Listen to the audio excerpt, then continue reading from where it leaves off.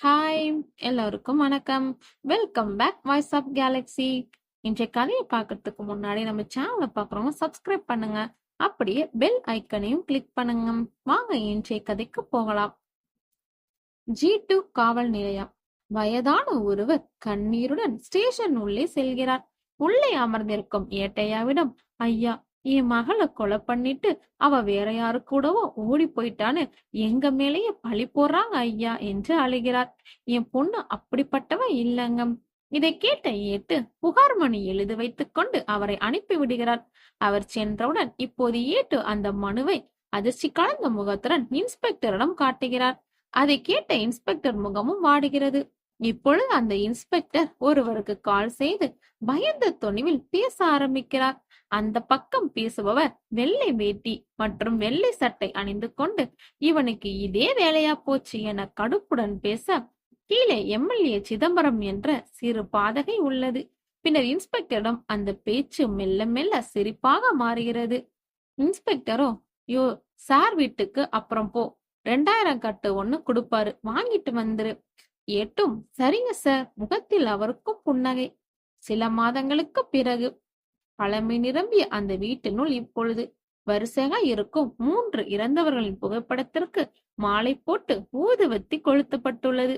இப்பொழுது 45 வயதை கடந்த மீனாட்சி புன்னகையுடன் வந்து அவர்களின் படத்தை பார்த்து மகிழ்ச்சியில் சிரித்து அவர்களை கும்பிடுகிறார்.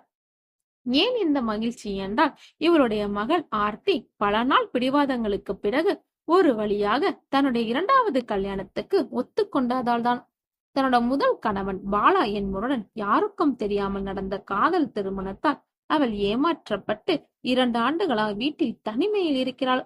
ஆர்த்தி பார்ப்பதற்கு சினிமா நடிகை போல அவ்வளவு அழகாக இருப்பாள். ஆர்த்தியோ, புரோக்கர் மூலமா எல்லாம் மாப்பிள்ளை தேட வேணாம், பாரத் மேட்ரிமோனில பாருங்க என்றாள். மீனாட்சியும் சரிமா என்றாள். கல்யாணம் எளிமையா 2 குடும்பத்துக்கு முன்னாடி கோவில்ல நடந்தா போதும்னு மட்டும் டீடைல்ஸ் மென்ஷன் பண்ணுங்க. ஏமா இப்படி சொல்ற என மீனாட்சி கேட்க, பின்ன 2வது கல்யாணத்தை ஊர் முழுக்க எல்லாருக்கும் தெரிஞ்சு பண்ணணுமா என கோபமாக கேட்க, மீனாட்சி ப்ரொஃபைல் விவரங்களை பதிவிட்ட சில நாட்களில் அவளின் ப்ரொஃபைலை பார்த்து மாப்பிள்ளை வீட்டாரிடமிருந்து ஏகப்பட்ட வரன்கள் குவிகிறது. இப்போது லேப்டாப் எதிரே ஆர்த்தி, அவள் அருகில் அப்பா சுந்தர் மற்றும் அவ அம்மா மீனாட்சி அமர்ந்து அழைப்பு விடுத்த மாப்பிள்ளை வீட்டு விவரங்களை பார்க்கின்றனர். அப்போது ஆர்த்தி அழைப்பு தனக்கு விடிக்காத ஒரு பையனின் ப்ரொஃபைல் இருப்பதை கவனிக்கிறார். ஆர்த்திக்கு முகத்தில் இப்போது ஒரு அதிர்ச்சி கலந்த மாற்றம். அம்மா, இந்த ப்ரொஃபைலை செக் பண்ணுங்க என சொல்ல, அந்த ப்ரொஃபைலில் உள்ள புகைப்படத்தை பார்த்தவுடன் அம்மா முகத்திலும் மாற்றம். இதுவா என கேட்க, ஏன் இதுக்கு என்ன? இல்ல, இது வேணாம், கருமம், மூஞ்சி அப்படியே உன் மொத புருஷன் மாதிரியே இருக்கு, வேண்டாம். உன்னை வேணுமா வேணாமா சொல்லல, செக் தான் பண்ண சொன்னேன், பண்றீங்களா என கேட்க, இப்படி கோவப்பட்டுதான் இந்த நிலைமையில வந்து நிக்கிற. மீனாட்சி அந்த ப்ரொஃபைல் டீடைல்ஸை பாக்குறாங்க. ஆர்த்திமா, அது என இழுக்க, எனக்கு இந்த மாப்பிள்ளை ஓகே, பேசி முடிச்சிருங்க. என்னவோ சரி, நீ இன்னொரு கல்யாணத்துக்கு ஒத்துக்கிட்டதே சந்தோஷம்தான். ஆர்த்தி இப்போது அருகில் அமர்ந்திருக்கும் தன்னுடைய அப்பா சுந்தரை பார்த்து, அப்பா, உங்களுக்கு சம்மதம் தானே? அவர் எதுவும் பேசாமல் ஆர்த்தி கண்களை உற்று கவனிக்கிறார். அப்படியே மெதுவாக ஆர்த்தியை பார்த்து சிரிக்கிறார். ஆர்த்தியும் அவரை பார்த்து சிரிக்கிறாள். அப்போது மீனாட்சி கடும் கோபத்துடன், இந்த மாதிரி பண்ணாதன்னு உனக்கு எத்தனை வாட்டி சொல்றது? போற இடத்துல இப்படி பண்ணிட்டு இருந்தா துரத்தி விட்டுருவாங்க என கத்தி கோபத்துடன் ஆர்த்தியை பார்க்க, ஆர்த்தி அம்மாவை சிரித்த முகத்துடன் பார்க்கிறாள். அடுத்த நாள் வீட்டில் மீனாட்சி காய்கறிகளை கட் செய்து கொண்டிருக்கும் போது ஆர்த்தி அதில் சிலவற்றை எடுத்து வாயில் போட்டு மென்று கொண்டே எதிர் சோஃபாவில் அமர்ந்து, பேசிட்டீங்களா? என்ன சொன்னாங்க? ஓகேவா? அப்படியே 3 மூஞ்சி வச்சிருக்கீங்க 2 பேரும். ஒன்னும் இல்லம்மா, விடு. வேண்டாம்னு சொல்லுங்க, நான் கல்யாணம் பண்ணிக்காம வாழ்க்கை முழுக்க இப்படியே இருந்துறேன். ஹே, நான் ஏன் அப்படி வேணான்னு சொன்னேன்? பேரு சரத், அப்பா அம்மா யாரும் இல்ல, படிப்பு பிஇ, சொந்த வீடு, சொந்த பிசினஸ், 1 லட்சம் மாத வருமானம், விதவைகள் மற்றும் அப்பா அம்மா இல்லாத ஆதரவற்ற பெண்களுக்கு வாழ்க்கை கொடுக்க விரும்புகிறேன்.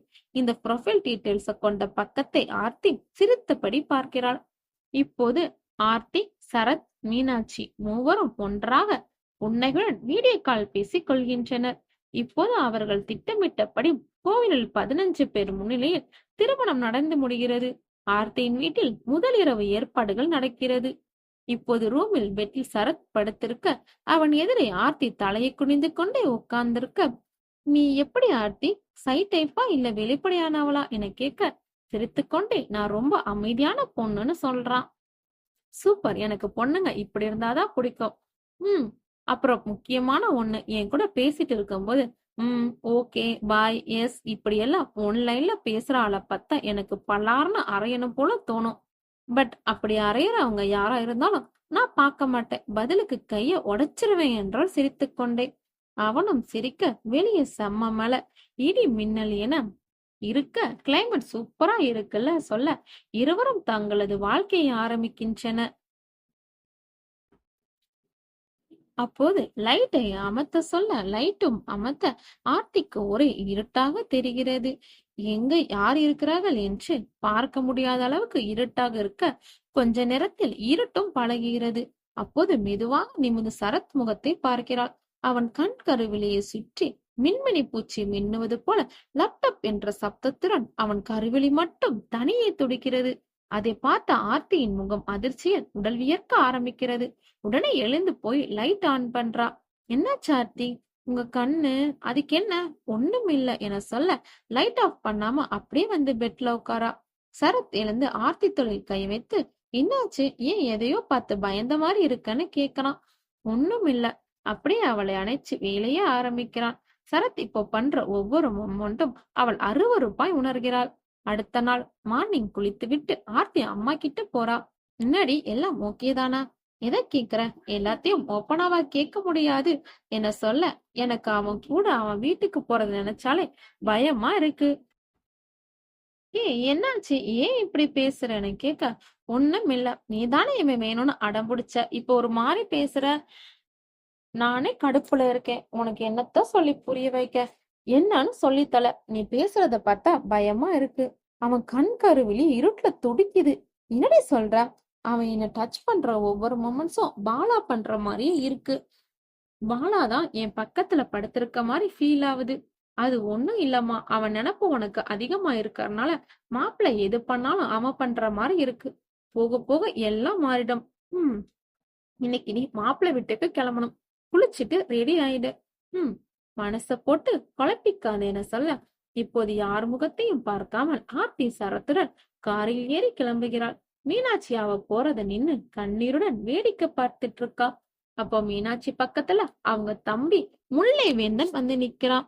என்னக்கா சொல்றான் உன் பொண்ணு என கேட்க, மாப்பிள்ளை வீட்டுக்கு போனதுக்கு அப்புறம் ஆர்த்தி மேல ஒரு கண்ணு எப்போ உனக்கு இருக்கணும்டா. பாத்துக்கலாம்க்கா, பயப்படாதன்னு சொல்ல, ஜாக்கிரதை, அங்க அவளால யாருக்கும் எந்த பிரச்சனையும் வந்துடக்கூடாது. அக்கா தம்பி 2 பேரும் டீப்பா பச்சை கண்ணு வாங்காம ஒருத்தர் ஒருத்தர் பாத்துக்கிறாங்க. அப்படியே அந்த சீன் கட் பண்ண, இப்போது காரின் உள்ளே பின் சீட்டில் சரத் ஆர்த்தியை அணைத்தபடி அமர்ந்திருக்கிறான். கார் பைபாஸில் 100 கிலோமீட்டர் வேகத்தில் பறக்க 4 மணி நேர பயணத்திற்கு பிறகு கார் இப்போது சென்னை ஈசிஆர் காணியம்பாக்கம் முத்தையா தெருவில் ஒரு அழகான பெரிய வீட்டின் முன்னாடி வந்து நின்றது. தூங்கிட்டே இருக்க ஆர்த்தியை இப்போ சரத் எழுப்புகிறான். ஆர்த்தி, நம்ம வீடு வந்துருச்சு. உறக்கத்திலிருந்து மெதுவாக கண் திறந்து பார்த்து கார் விட்டு இறங்க, இருவரும் இறங்கி கார் விட்டு வெளியே வந்தவுடன் 3 வீடு தள்ளி அருகில் கூட்டமாக மக்கள் சற்று சலசலப்புடன் இருப்பதை பார்த்தான். அப்போது அந்த இடத்திற்கு போலீஸ் ஜீப் வருகிறது. 4 போலீஸ் உள்ளே இருந்து இறங்குகிறார்கள். இதை இவர்கள் இருவரும் கவனிக்க, ஆர்த்தி முகத்தில் மட்டும் ஒரு இனம் புரியாத பயம் தெரிகிறது. அவளின் அந்த பயம் கலந்த முகத்தை சரத் நோட் செய்கிறான். வா ஆர்த்தி, என்னன்னு போய் பாப்போம். நாம ஏன் போனோம்? நம்ம வாழ்ற வீட்டு பக்கத்துல ஒரு பிரச்சனை நடக்குது, அதை பார்த்தும் பார்க்காத மாதிரி எனக்கு என்னன்னு கண்டுக்காம விட சொல்றியா? அப்படியெல்லாம் இருக்க கூடாதுமா, ரொம்ப தப்பு, வா போய் பாப்போம் என சொல்ல, சரின்னு ஆர்த்தியும் ஒருவித பதற்றத்தோட சரத் கூட போறா. அங்கே ஒருவன் ஒரு பெண்ணை போலீஸ் முன்னிலையில் போட்டு பலார் பலார் என அறைகிறான். போலீஸ் அவனை தடுத்து அந்த பெண்ணை வண்டியில் ஏற்றுகின்றனர்.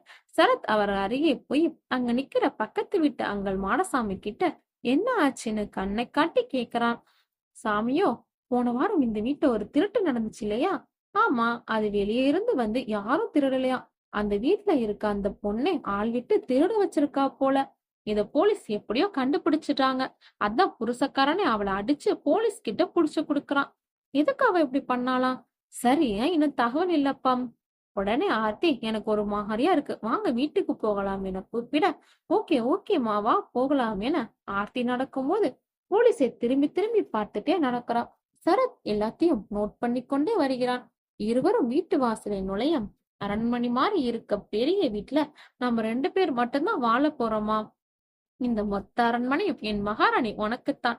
ஆர்த்தி இப்போ போய் புன்னகையுடன் சரத் கையை பிடித்துக் கொண்டு மெதுவாக நடந்து வீட்டுக்குள் போக, எப்படி இவ்வளவு பெரிய வீட்டுல நீங்க மட்டும் இவ்வளவு நாள் தனியா இருந்தீங்க? எனக்கு தனிமை ரொம்ப பிடிக்கும். வீட்டுல வேலைக்காரங்க யாரும் இல்லையாம்? இல்ல, ஏன் கேக்குற? அப்போ சமைக்கிறது, ட்ரெஸ் வாஷ் பண்றது எல்லாம் யாரு? ஹஹஹா, எல்லாமே நான் தான். இவ்ளோ ஏன், என்னோட ஒர்க் ஷாப் கூட கிரவுண்ட் ஃப்ளோர்ல தான் இருக்கு. பெரும்பாலும் நான் வெளியே போகவே மாட்டேன். வெளி ஆளுங்களை நம்பவும் மாட்டேன். மொத்த வீடும் சிசிடிவி கேமரா கண்ட்ரோல் இருக்கனால பெருசா வேலையாட்கள் யாரும் எனக்கு தேவைப்படல. ம் அதான் இனிமே எல்லாத்தையும் பார்த்துக்க மகாராணி நீ வந்துட்டல, இனி எனக்கு என்ன கவலை என சொல்ல அவளும் புன்னகை பூக்கிறாள். நேரம் இப்போது 9 மணி. ஆர்த்தி சமைச்சதை எடுத்துட்டு வந்து டைனிங் டேபிளில் வைத்து சரத் லேப்டாப் பார்த்துட்டு இருக்க, அவன் குரல் ரூமில், ஹலோ சமையல் ரெடி, வாங்க சாப்பிடலாம் என குரல் கொடுக்க, பாரா பொண்டாட்டி சமையல் ஹா என அவனும் இறங்கி வர, ம் சூப்பரா இல்லைனாலும் ஏதோ சுமாரா சமைப்பேன்னு அம்மா சொல்லுவாங்க, டெஸ்ட் பண்ணிடலாம் எப்படி இருக்குன்னு, நீயும் உட்கார சேர்ந்து சாப்பிடலாம் என சரத் கூற 2 பேரும் ஒன்னா உட்கார்ந்து சாப்பிடுறாங்க. நீ சொன்னது சரிதான், ரொம்ப சூப்பரா இல்லைனாலும் நல்லா இருக்கு. இப்படி சாப்பிடறதா ஹெல்த்துக்கு நல்லது. அப்போ நல்லா இல்லையா? லூசு சூப்பரா இருக்குடி என சொல்லி சாப்பிட்டு முடிக்க நேரம் இரவு 10 மணி ஆகின்றது. ஆர்த்தி புடவை கட்டிட்டு ரூம் உள்ள வர, என்ன ட்ரெஸ் இது? ஏன் நல்லா இல்லையா? கிளவி மாதிரி புடவையெல்லாம் கட்டிட்டு மாடர்னா ட்ரெஸ் பண்ண, எப்போ நீ எவ்வளவு கம்மியா ட்ரெஸ் போடுறியோ நான் அவ்வளவு இம்ப்ரெஸ் ஆவேன் பாத்துக்கோ என சொல்ல, அவ்வளவு வெட்கத்தில் தலை குனிய, அப்போ என்கிட்ட இல்லைன்னு சொல்ல, அப்போ நாளைக்கு போய் எல்லாத்தையும் புதுசா வாங்கிடலாம். அப்படியே அவள் அனைத்து ஹக் பண்ணி பெட்ல படுக்கிறாங்க. 2 மணி நேரங்களுக்கு பிறகு ரொமான்ஸ் எல்லாம் முடிஞ்ச பிறகு ஆர்த்தி பெட்ல கண்ணை மூடி களைப்பா படுத்திருக்கா. டக்குன்னு முழிச்ச சருத்த காணோம். எழுந்து துண்டை மட்டும் கட்டிக்கொண்டு ரூமை விட்டு வெளியே பாக்குற ஆளை காணோம். ஹாலுக்கு போறான். அங்க சரத் அந்த பக்கம் பார்த்த மாதிரி திரும்பி நின்னு போன்ல பேசிட்டு இருக்கான். ஆர்த்திய பார்த்தால கால் கட் பண்றான். என்னடி ஆச்சு, இங்க வந்து நிக்கிற? உங்களை காணோம், அதான். சரி நீ போ படுத்து தூங்க, எனக்கு வேலை வந்துருச்சு, நான் கிரவுண்ட் ஃப்ளோர் வரைக்கும் போறேன். இந்த நேரத்துல அப்படி என்ன வேலை? மார்னிங் உனக்கு எல்லாத்தையும் டீட்டெயிலா சொல்றேன். இப்போ நான் ஒர்க் பண்ணணும், ஓகேவா பேபி என சொல்லி பாய் சொல்லிவிட்டு சரத் கிரவுண்ட் ஃப்ளோர்ல இருக்க கண்ட்ரோல் ரூமுக்கு போய் ஒரு சுவிட்ச் பிரஸ் பண்றான். பிரஸ் பண்ணிட்டு மறுபடியும் மேல வந்து மெயின் கேட் கிட்ட போய் நிக்கிறான். வெயிட் பண்ணிட்டே இருக்கான். 15 மினிட்ஸ்ல அங்க ஒரு கார் வந்து நிக்குது. உள்ள இருந்து 2 பேர் இறங்கி கார் டிக்கில வச்சிருக்க பெட்டி எடுக்கிறாங்க. அத 2 பேரும் தூக்கிட்டு வீட்டுக்குள்ள வந்து கிரவுண்ட் ஃப்ளோர் போறாங்க. இதையெல்லாம் ஆர்த்தி ஒளிஞ்சிருந்த மாதிரி மாடியில நின்னு பாக்குறா. உள்ள இருக்க ஒர்க் ஷாப்ல அந்த மாதிரி 2 பாக்ஸ் இறக்கி வச்சுட்டு அவங்க போயிடுறாங்க. 3 மணி நேரத்திற்கு பிறகு சரத் வேலையெல்லாம் முடிச்சிட்டு ஆர்த்தி ரூமுக்குள்ள போறான். ஆர்த்தி நல்லா தூங்கிட்டு இருக்கா. அத பார்த்துட்டு சரத் அப்படியே பக்கத்துல படுக்கிறான். இப்போ இந்த பக்கம் பார்த்து படுத்திருக்க ஆர்த்தி டக்குன்னு கண் முழிக்கிறா. அவ தூங்காமல் தூங்குவது போல் நடித்து கொண்டிருந்தாள். அப்போது சரத் உடம்புல இருந்து லெமன் லிக்விட் கலந்த மாதிரி ஒரு கெமிக்கல் ஸ்மெல் வருது. அப்படியே மெதுவா தூங்குற மாதிரி நடிச்சு இந்த பக்கம் திரும்பி சரத்தை ஹக் பண்றான். நல்லா அவனை ஸ்மெல் பண்றா. அப்போ அவன் மைண்ட் வாய்ஸ், என்ன இது பிளட் ஸ்மெல் வருதுன்னு நினைச்சு ஷாக்கிங் ஆகுறா. கண்டிப்பா இது ரத்த வாடைதான் என தனது மனதிற்குள்ளே சொல்லிக் கொள்கிறாள். சரத்தின் கண்கள் இப்போது மெதுவாக திறக்க அவன் கண் கருவில் மின்னியவர் டப் டப் டப் டப் என்ற சப்தத்திலும் துடிக்கிறது. இதை ஆர்த்தி தூங்குவது போன்று நடித்து உணர்கிறாள். அப்போது ஆர்த்திக்கு வீட்டின் ஏதோ ஒரு மூலையில் பெண்ணின் கதறல் குரல் கேட்பது போல் உணர்கிறாள். காலை 7:30. ஆர்த்தி மெல்ல படுக்கையில் இருந்தவாறு கண் விழிக்க சரத் நன்றாக உறங்கிக் கொண்டிருக்கிறான். எழுந்து சென்று குளித்து விட்டு காபி ரெடி பண்ணிட்டு பெட்ரூம் வர சரத் இப்பயும் நன்றாக தூங்கிட்டு இருக்க, எழுப்பலாமா வேணாமான்னு என யோசித்து விட்டு சரி தூங்கட்டும் என காஃபியை பக்கத்துல இருக்க டேபிள்ல வைக்கிறாள். வீட்டை சுற்றி இருக்க இடங்களை பார்வையிடுகிறாள். அப்போது வீட்டின் ஒரு அறையில் சரியாக பூட்டப்படாத கபோர்ட் ஒன்றை பார்க்கிறாள்.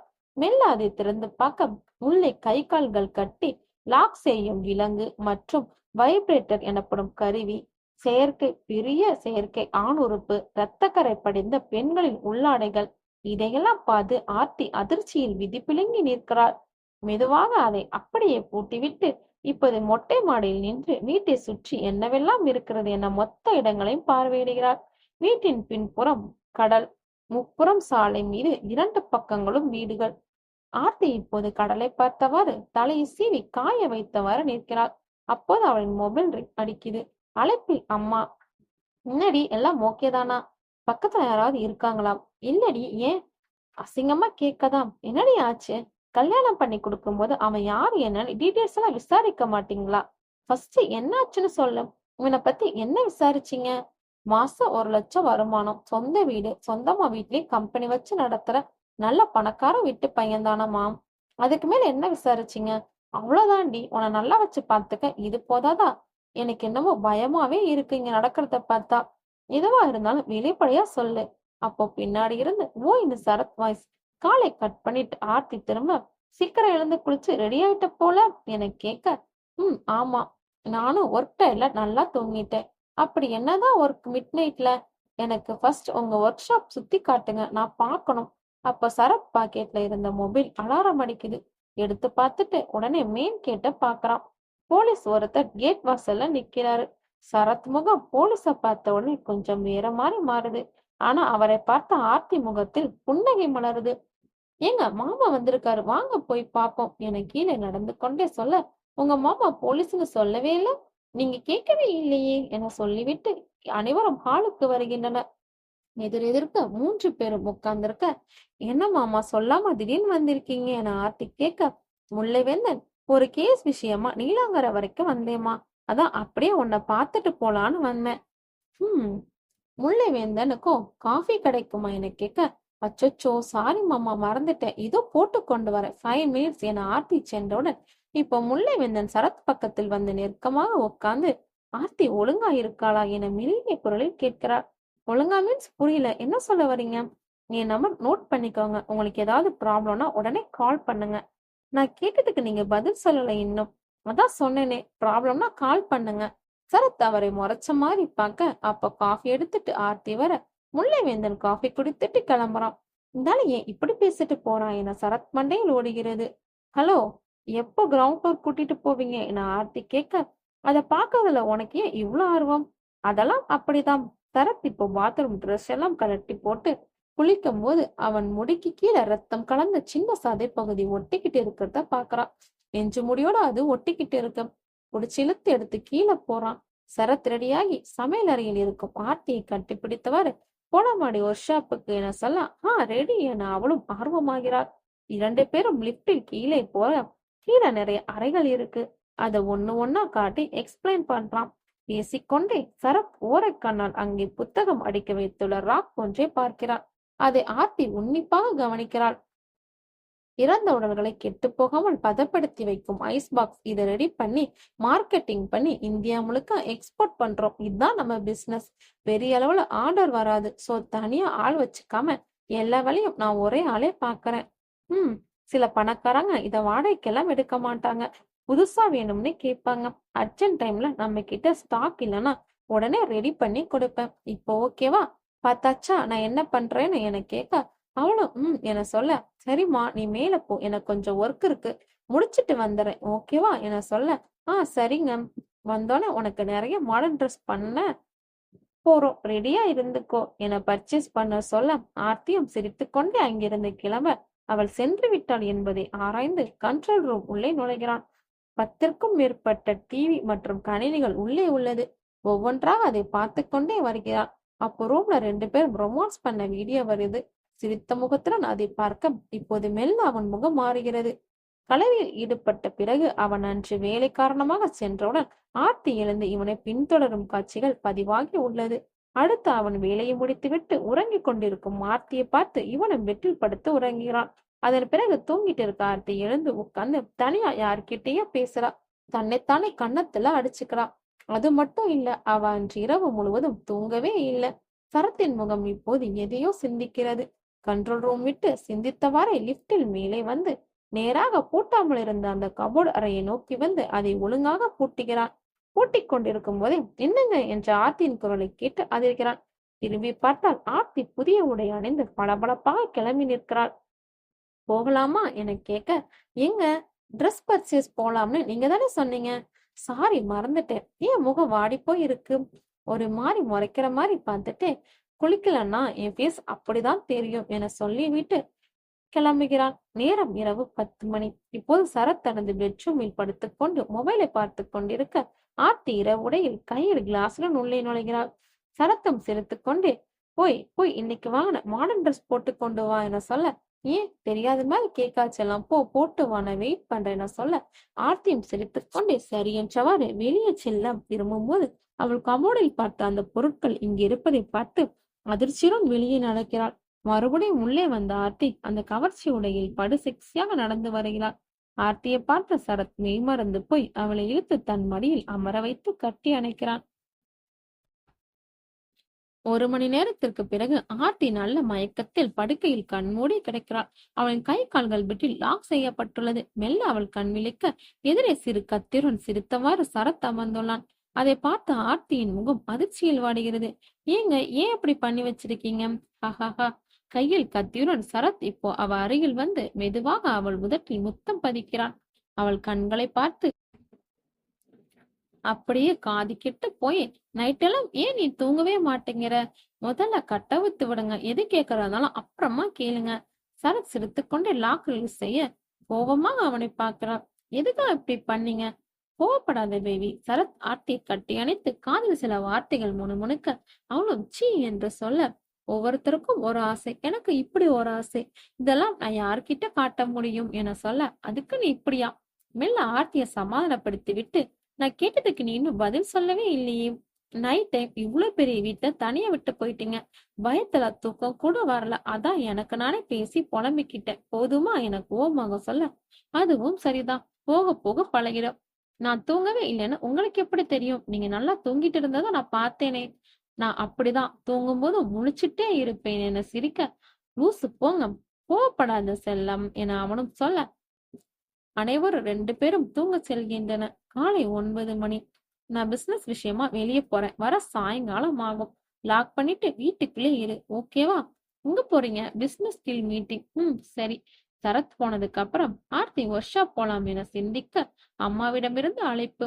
எதுவும் பிரச்சனை இல்லையேடி என கேட்க, இல்ல, நான் தான் சொன்னனே போக போக பழகிடும்னு. பேசிக்கொண்டிருக்கும் மீனாட்சியின் 2ஆம் அழைப்பில் சரத் தொடர்பு கொள்கிறான்.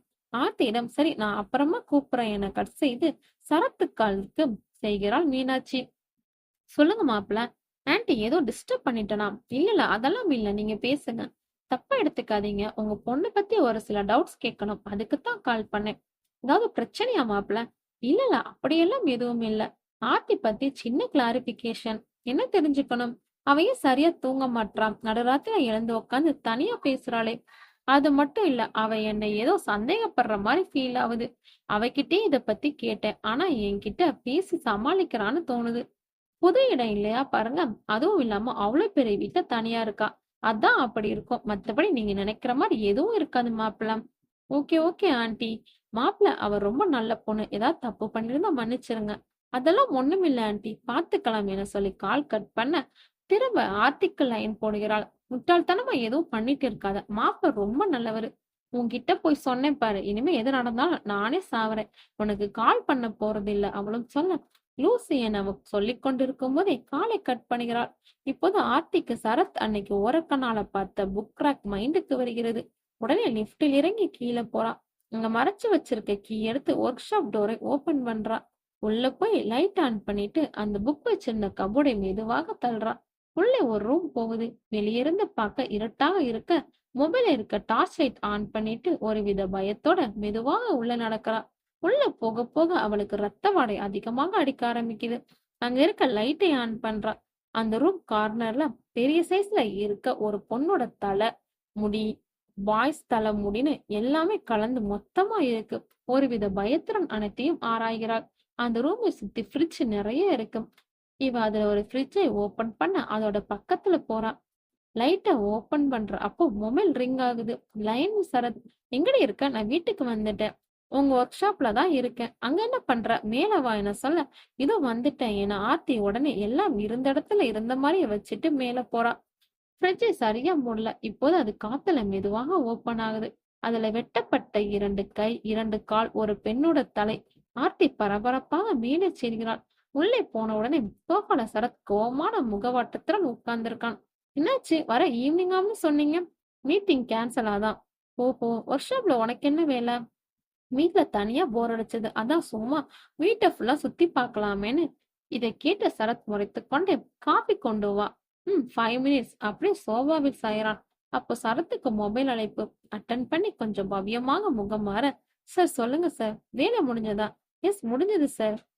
சுத்தமா கிளீன் பண்ணிட்டல சார்? பக்கா சார். பேமெண்ட் அனுப்பியாச்சு, செக் பண்ணிக்கோ என கால் கட் பண்ண. அப்படியே இந்த காட்சிக்கு ஒரு நாள் முன்பு வீட்டின் உள்ளே ஆபீஸ் போன்ற ஒரு அமைப்பு. அதில் ஒரு டேபிள், அது மேல ஒரு மொபைல் மற்றும் மினிஸ்டர் தங்கபாண்டியன் என்கிற பாதகை. இப்போது அதில் உள்ள மொபைல் ரிங் அடிக்க, அதை 50 வயது மதிக்கத்தக்க பாண்டியன் அதை எடுத்து காதில் வைக்கிறார். ஹலோ.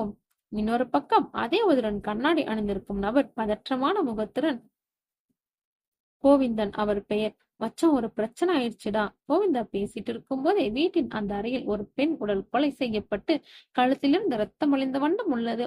என்னாச்சு என பாண்டியன் கேட்க, டெய்லி சண்டை போட்டு ரொம்ப டார்ச்சர் பண்றாடா என் பொண்டாட்டியும். ஏண்டா புறம்போக்கு, இப்ப நான் மினிஸ்டர்டா. உன் குடும்ப கதையெல்லாம் கேட்க எனக்கு நேரம் இல்ல. நான் பிஸியா இருக்கேன். போன வேண்டாம். மச்சான், என் பொண்டாட்டிய நான் கழுத்தறுத்துட்டேன்டா. செத்துட்டா மச்சான். பயமா இருக்குடா. என்ன பண்றதுனே தெரியல. அதான் உனக்கு போன் அடிச்சேன். ஏதாவது ஹெல்ப் பண்ணுடா ப்ளீஸ் எனக்கு கெஞ்ச. அடங்கவே மாட்டல நீ. ப்ளீஸ்டா, இந்த வயசுல என்னால ஜெயிலுக்கெல்லாம் போக முடியாதுடா. இது வேற யாருக்காவது தெரியுமா? இல்லடா, தெரியாது. இப்பதான் நடந்தது. கதவு பூட்டிட்டு இரு. வெளியே யாருக்கும் தெரியாம பாத்துக்கோ. நான் 5 மினிட்ஸ்ல கூப்பிடுறேன் என கால் பட் பண்ண, சேர்ல சாஞ்சு திங்க் பண்றாரு. உடனே மொபைல் எடுத்து கான்டாக்ட் லிஸ்ட்ல இருக்க சரத் அப்படிங்கிற நம்பருக்கு கால் பண்றாரு. சரத்தும், சார் சொல்லுங்க சார். டிஸ்போஸ் தான். அட்ரஸ் சொல்றேன், ஆளுங்களை அனுப்பி விடுங்க. ஓகே சார், பண்ணிடலாம். பெரிய இடம், வழக்கம் போல வேலை பிசுறு தட்டாம இருக்கணும், புரியுதா?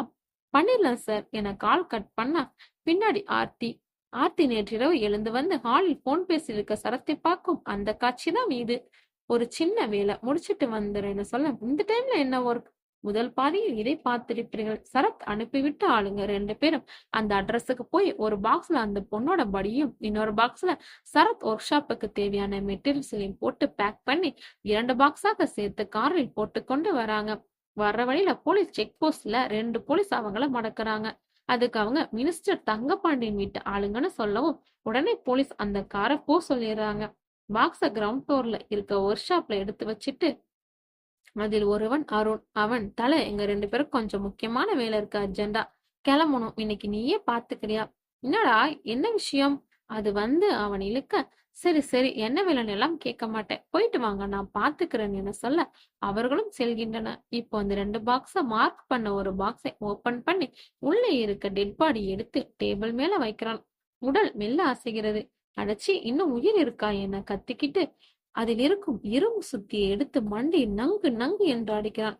உயிர் போய்விட்டதா என்பதை செக் செய்து விட்டு அந்த பெண்ணோட தலைமுடியெல்லாம் கட் பண்ணி அங்க இருக்க கார்னர்ல போடுறான். அந்த பொண்ணு போட்டிருக்க ட்ரெஸ் எல்லாம் ரிமூவ் பண்றான். பக்கத்துல இருக்க நிறைய சைஸ் ஆபரேஷன் பண்ற கத்திகளில் ஒரு பெரிய கத்தியை எடுத்து சாணைக்கல்லுல தேய்ச்சு கத்திய சாணம் பிடிச்சு சார் பாக்குறான். அப்படியே முட்டிக்கு மேல இருக்க பகுதிக்கு இருக்க அந்த பொண்ணோட காலை ஊங்கி ஒரே வெட்டு. பிளட் சதையெல்லாம் அப்படியே இவன் மேல தெரிக்குது. அடைச்சி, மேல போடுற அந்த கவரை போட மறந்துட்டேன். துணிய வச்சு மேல இருக்க பிளட் எல்லாம் தொடச்சு ஷர்ட் அவுத்துட்டு அந்த துணி மேலேயே போடுறான். இப்ப 2 கால் 2 கை துண்டா வெட்டி தலையையும் தனியா வெட்டி ஒரு டப்பால போடுறான். போட்டுட்டு அந்த இடத்த கிளீன் பண்றான். மீதி இருக்க உடம்ப மட்டும் எடுத்து பக்கத்துல இருக்க மிஷின்ல போடுறான். அதை அப்படியே அரைச்சு தண்ணியோட தண்ணியா கலந்து அடியில இருக்க பைப் வழியா வெளியே போகுது. அந்த பைப் கனெக்ஷன் நேரா பக்கத்துல இருக்க கடல்ல கலக்க மாதிரி இருக்க ட்ரைனேஜ்ல அட்டாச் ஆயிருக்கு. கொஞ்ச நேரத்துல எல்லாம் கிளீன் ஆகுது. அந்த 2 கை 2 கால் அந்த தலை மட்டும் எடுத்து ஃப்ரிட்ஜுக்குள்ள வச்சு அதை லாக் பண்றான். வச்சுட்டு டைம் பார்த்துட்டு அப்படியே உடம்பு முழுக்க ஸ்மெல் எதுவும் வராம இருக்கிறதுக்காக லெமன் லிக்விட் ஸ்ப்ரே அடிக்கிறான். அப்படியே நடந்து மேல போய் பெட்ல ஆர்த்தி பக்கத்துல படுக்கிறான். இதுதான் முன்னாடி நடந்தது. சோஃபால சாஞ்சிட்டு இருக்க சரத்துக்கு இப்போ மைண்ட்ல ஒன்னே ஒண்ணுதான் ஓடிட்டு இருக்கு. ஆர்த்தி எதுக்கு இப்போ உஷா போகணும்? ஒருவேளை அவ அந்த ட்ராக் பின்னாடி இருக்க இடத்த கண்டுபிடிச்சிட்டாளா? எதுக்கு டவுட்? கண்ட்ரோல் ரூம் போய் சிசிடிவி ஃபுட்டேஜ செக் பண்ணிடுவோம். அப்படி திங்க் பண்ணிட்டு இருக்கும் போதே ஆர்த்தி காஃபியோட வர அதை வாங்கி குடித்து விட்டு எழுந்து ஆர்த்தி கிட்ட சொல்லிக்காமலே ஒர்க் ஷாப்ல இருக்க கண்ட்ரோல் ரூமுக்கு போறான். அவ எதுவும் பேசாம போறத பார்த்து ஆர்த்திக்கு டவுட். ஒருவேளை நாம அந்த சீக்ரெட் ரூம்குள்ள போன தெரிஞ்சிருக்குமோன்னு. இப்போ சரத் கண்ட்ரோல் ரூம் உள்ள போய் ஃபுட்டேஜ செக் பண்றான். நாம சந்தேகப்பட்டது சரிதான். அவ அந்த இடத்த கண்டுபிடிச்சிட்டா. அண்ட் அவ பிரிட்ஜ்ல உள்ள இருக்க அந்த கை கால்களை பார்க்கல அப்படிங்கிறது அவனுக்கு ஃபுட்டேஜ்ல தெரிய வருது. என்ன பண்ணலாம்? பேசாம இவளையும் முடிச்சிடலாமா இல்ல சமாளிப்போமா என மைண்டில் இப்படி அவனுக்கு பல எண்ணங்கள் போய்க் கொண்டிருக்கிறது. கிரவுண்ட் ஃப்ளோர்ல இருந்து திங்க் பண்ணிக்கொண்டே சரத் மேலே வரான். இப்ப சரத்குள்ள இருந்து இன்னொரு சரத்தோட உருவம் வெளியே வருது. அவனது மனசாட்சி அவனை உடனே கொன்னுடு, இல்ல நீ பண்ண எல்லாத்தையும் வெளியே சொல்லிடுவா. இல்ல அவ அப்படி பண்ண மாட்டா, முட்டாள். அவ ஆக்டிவிட்டிஸ் வச்சே தெரியல, அவ கண்டிப்பா சொல்லிடுவா. லைஃப் லாங் நீ ஜெயில தான் இருக்க போற. அவள மாமா போலீஸ் அவளை கொன்னுட்டா கண்டிப்பா பிரச்சனை வரும். ஸ்டூபிட், அதெல்லாம் மினிஸ்டர் தங்கப்பாண்டியன் வச்சு டீல் பண்ணிக்கலாம். தேவைப்பட்டா அவங்க மாமனை கூட போட்டு தள்ளிடலாம். பண்ணிக்கலாம். இருந்தாலும் நான் பண்ற தொல்லை இது மூலமா வெளி உலகத்துக்கு தெரிய வரும். அதான் யோசிக்கிறேன். அவளை கொன்னுட்டா நைட் யாரு கூட படுக்கிறதுன்னு நீ யோசிக்கிறன்னு பச்சையா தெரியுது. அப்படி நினைச்சிருந்தா நான் எந்த பொண்ணையுமே கொன்னிருக்க மாட்டேனே. பேச நேரம் இல்ல, நான் சொல்ற மாதிரி செய். அவளை கொன்னுட்டு மினிஸ்டர் கிட்ட அவங்க மாமா வச்ச டீல் பேசி முடிச்சுக்கோ. விஷயம் வெளியே வராது. இல்லனா உனக்கு சாவு நிச்சயம். அவளை இப்பவே முடிக்கிறேன். சரத் ஆர்த்தியை கொண்டுலாம் முடிவு பண்ணி அவ ரூமுக்குள்ள போறான். அங்க அவ இல்ல. ஆர்த்திமா, ஆர்த்தி செல்லம், எங்க இருக்கீங்க? ஆர்த்தி குட்டி என கொடூர முகத்துடன் செல்ல குரலில் அழைக்கிறான். எங்கும் காணவில்லை. அவன் கைபேசிக்கு தொடர்பு கொள்கிறான். போன் சுவிட்ச் ஆஃப். எங்க போயிருப்பா இவ? ஒருவேளை எல்லாம் தெரிஞ்சனால இங்கிருந்து போயிட்டாளா? வீட்டுல எல்லா இடத்திலும் தேறான். கண்ட்ரோல் ரூம் போறான். அங்க போனா எந்த சிஸ்டமும் ஒர்க் ஆகல, எதுவுமே ஓபன் ஆகல. கண்டிப்பா இது அவ வேலையாதான் இருக்கும். அவ இங்கிருந்து எஸ்கேப் ஆயிட்டா என அவன் கோவத்தில் கத்துகிறான். அப்போ மினிஸ்டர் தங்கபாண்டியன் கிட்ட இருந்து கால் வருது. சார் சொல்லுங்க, பீலாங்கரையில ஒரு மர்டர். அட்ரஸ் வாட்ஸ்அப்ல அனுப்பி விட்டுருக்கேன். எனக்கு 30 மினிட்ஸ் வேலை முடியணும். ஓகேவா? ஓகே சார், முடிச்சிடலாம். செத்தது ரொம்ப பெரிய கை. வேலை ரொம்ப நீட்டா இருக்கணும். ஏதாச்சும் சின்னதா பிசிறு தட்டுச்சுன்னா கூட எல்லாரும் மொத்தமா உள்ள போக வேண்டியதா? சார் என் சொல்லிட்டீங்கல்ல, கவலையை விடுங்க என சரத் சொல்ல கால் கட் ஆகிறது.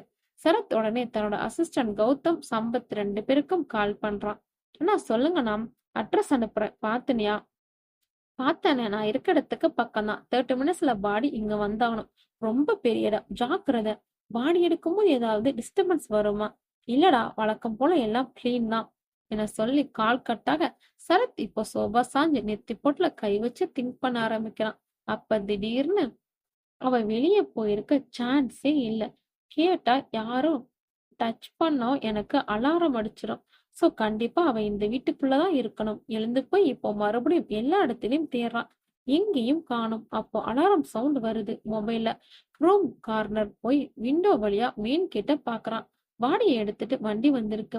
கௌதம் தான் கேட்ட டச் பண்ணிருக்கான். சரத்துடனே வேகமாக போய் கேட்டை ஓபன் பண்றான்.